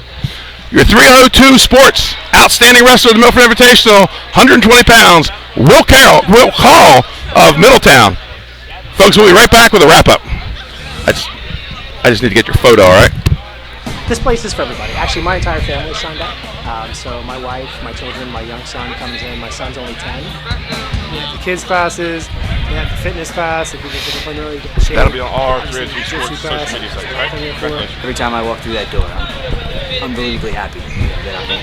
It's just a reminder of all the energy and effort that I've put in. Even if you just watch a class first, you won't know until you try. This place is for everybody. Actually, my entire family signed up. Hi, I'm Scott Kammerer from Soto Concepts. And I'm Danae from Matt's Fish Camp. Come check us out. Matt's Fish Camp is the small local fish joint with 2 locations on Coastal Highway in North Bethany Beach and Lewis, where we serve up traditional coastal fare in a casual atmosphere with house specialties like colossal crab cakes, lobster rolls, and fried Ipswich clams, along with crowd pleasers like fish and chips, fried shrimp, and a daily selection of fresh caught fish. Matt's Fish Camp, serving up lunch and dinner 7 days a week, all year. Locations in Bethany Beach and Lewis, Delaware. See you soon.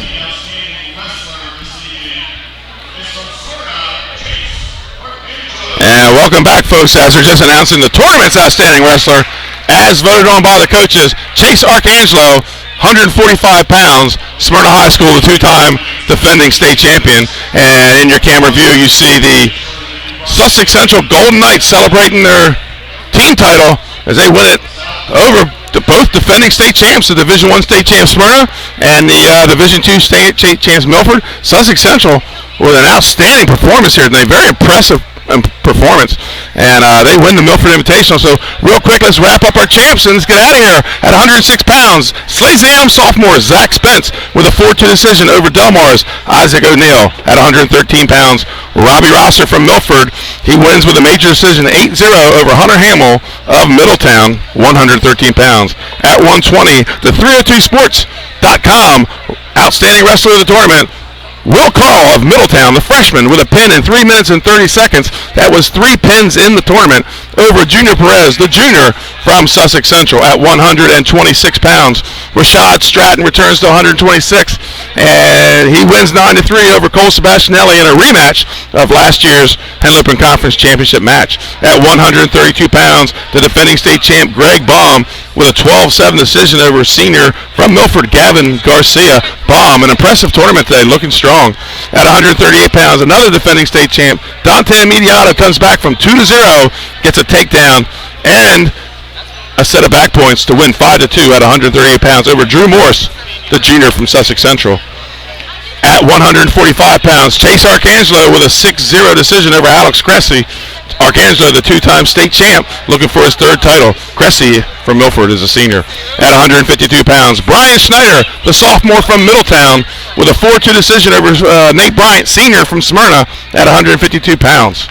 At 160 pounds, Blake Chambers, he was 5th last year at 160 in the state. He wins 5-0 over the junior from Smyrna, Dakota Kerr. At 170 pounds, Brandon Bautista, the defending state champ, he gets a win by medical forfeit as Logan Montgomery was injured in the semifinal round and could not continue. At 182 pounds, the hometown kid, the sophomore, Bravensky Augustin, guts out a 6-5 decision over Junior Cruz, a junior out of Sussex Central. Then at 195 pounds, Anthony Wiest gets a 5-0 decision over Lucas Hudson of Sussex Central. Wiest, a junior and a state champ in 2015. At 220 pounds, Johnny Morris, 4-2 in overtime. He's from Sussex Central over Dom Hovington of Milford. And then at 285 pounds, Brian Wines of Milford, the senior, he gets a 4-0 decision over Jordan Springer from Lake Forest. And Sussex Central wins the team title. Our 302 Sports outstanding wrestler is Will Carl from Middletown at 132 pounds, 120 pounds. The tournament voted on by the coaches, outstanding wrestler is Chase Archangelo at 145 for Smyrna. Sussex Central crowns 5 champions tonight. Middletown and Smyrna each with 3, and the Milford Buccaneers with 2. Folks, that's a wrap for 302sports.com. For Ben Fulton, for Tyler Carney, for Kyrie Covington, I'm Benny Mitchell. Folks, have a good night.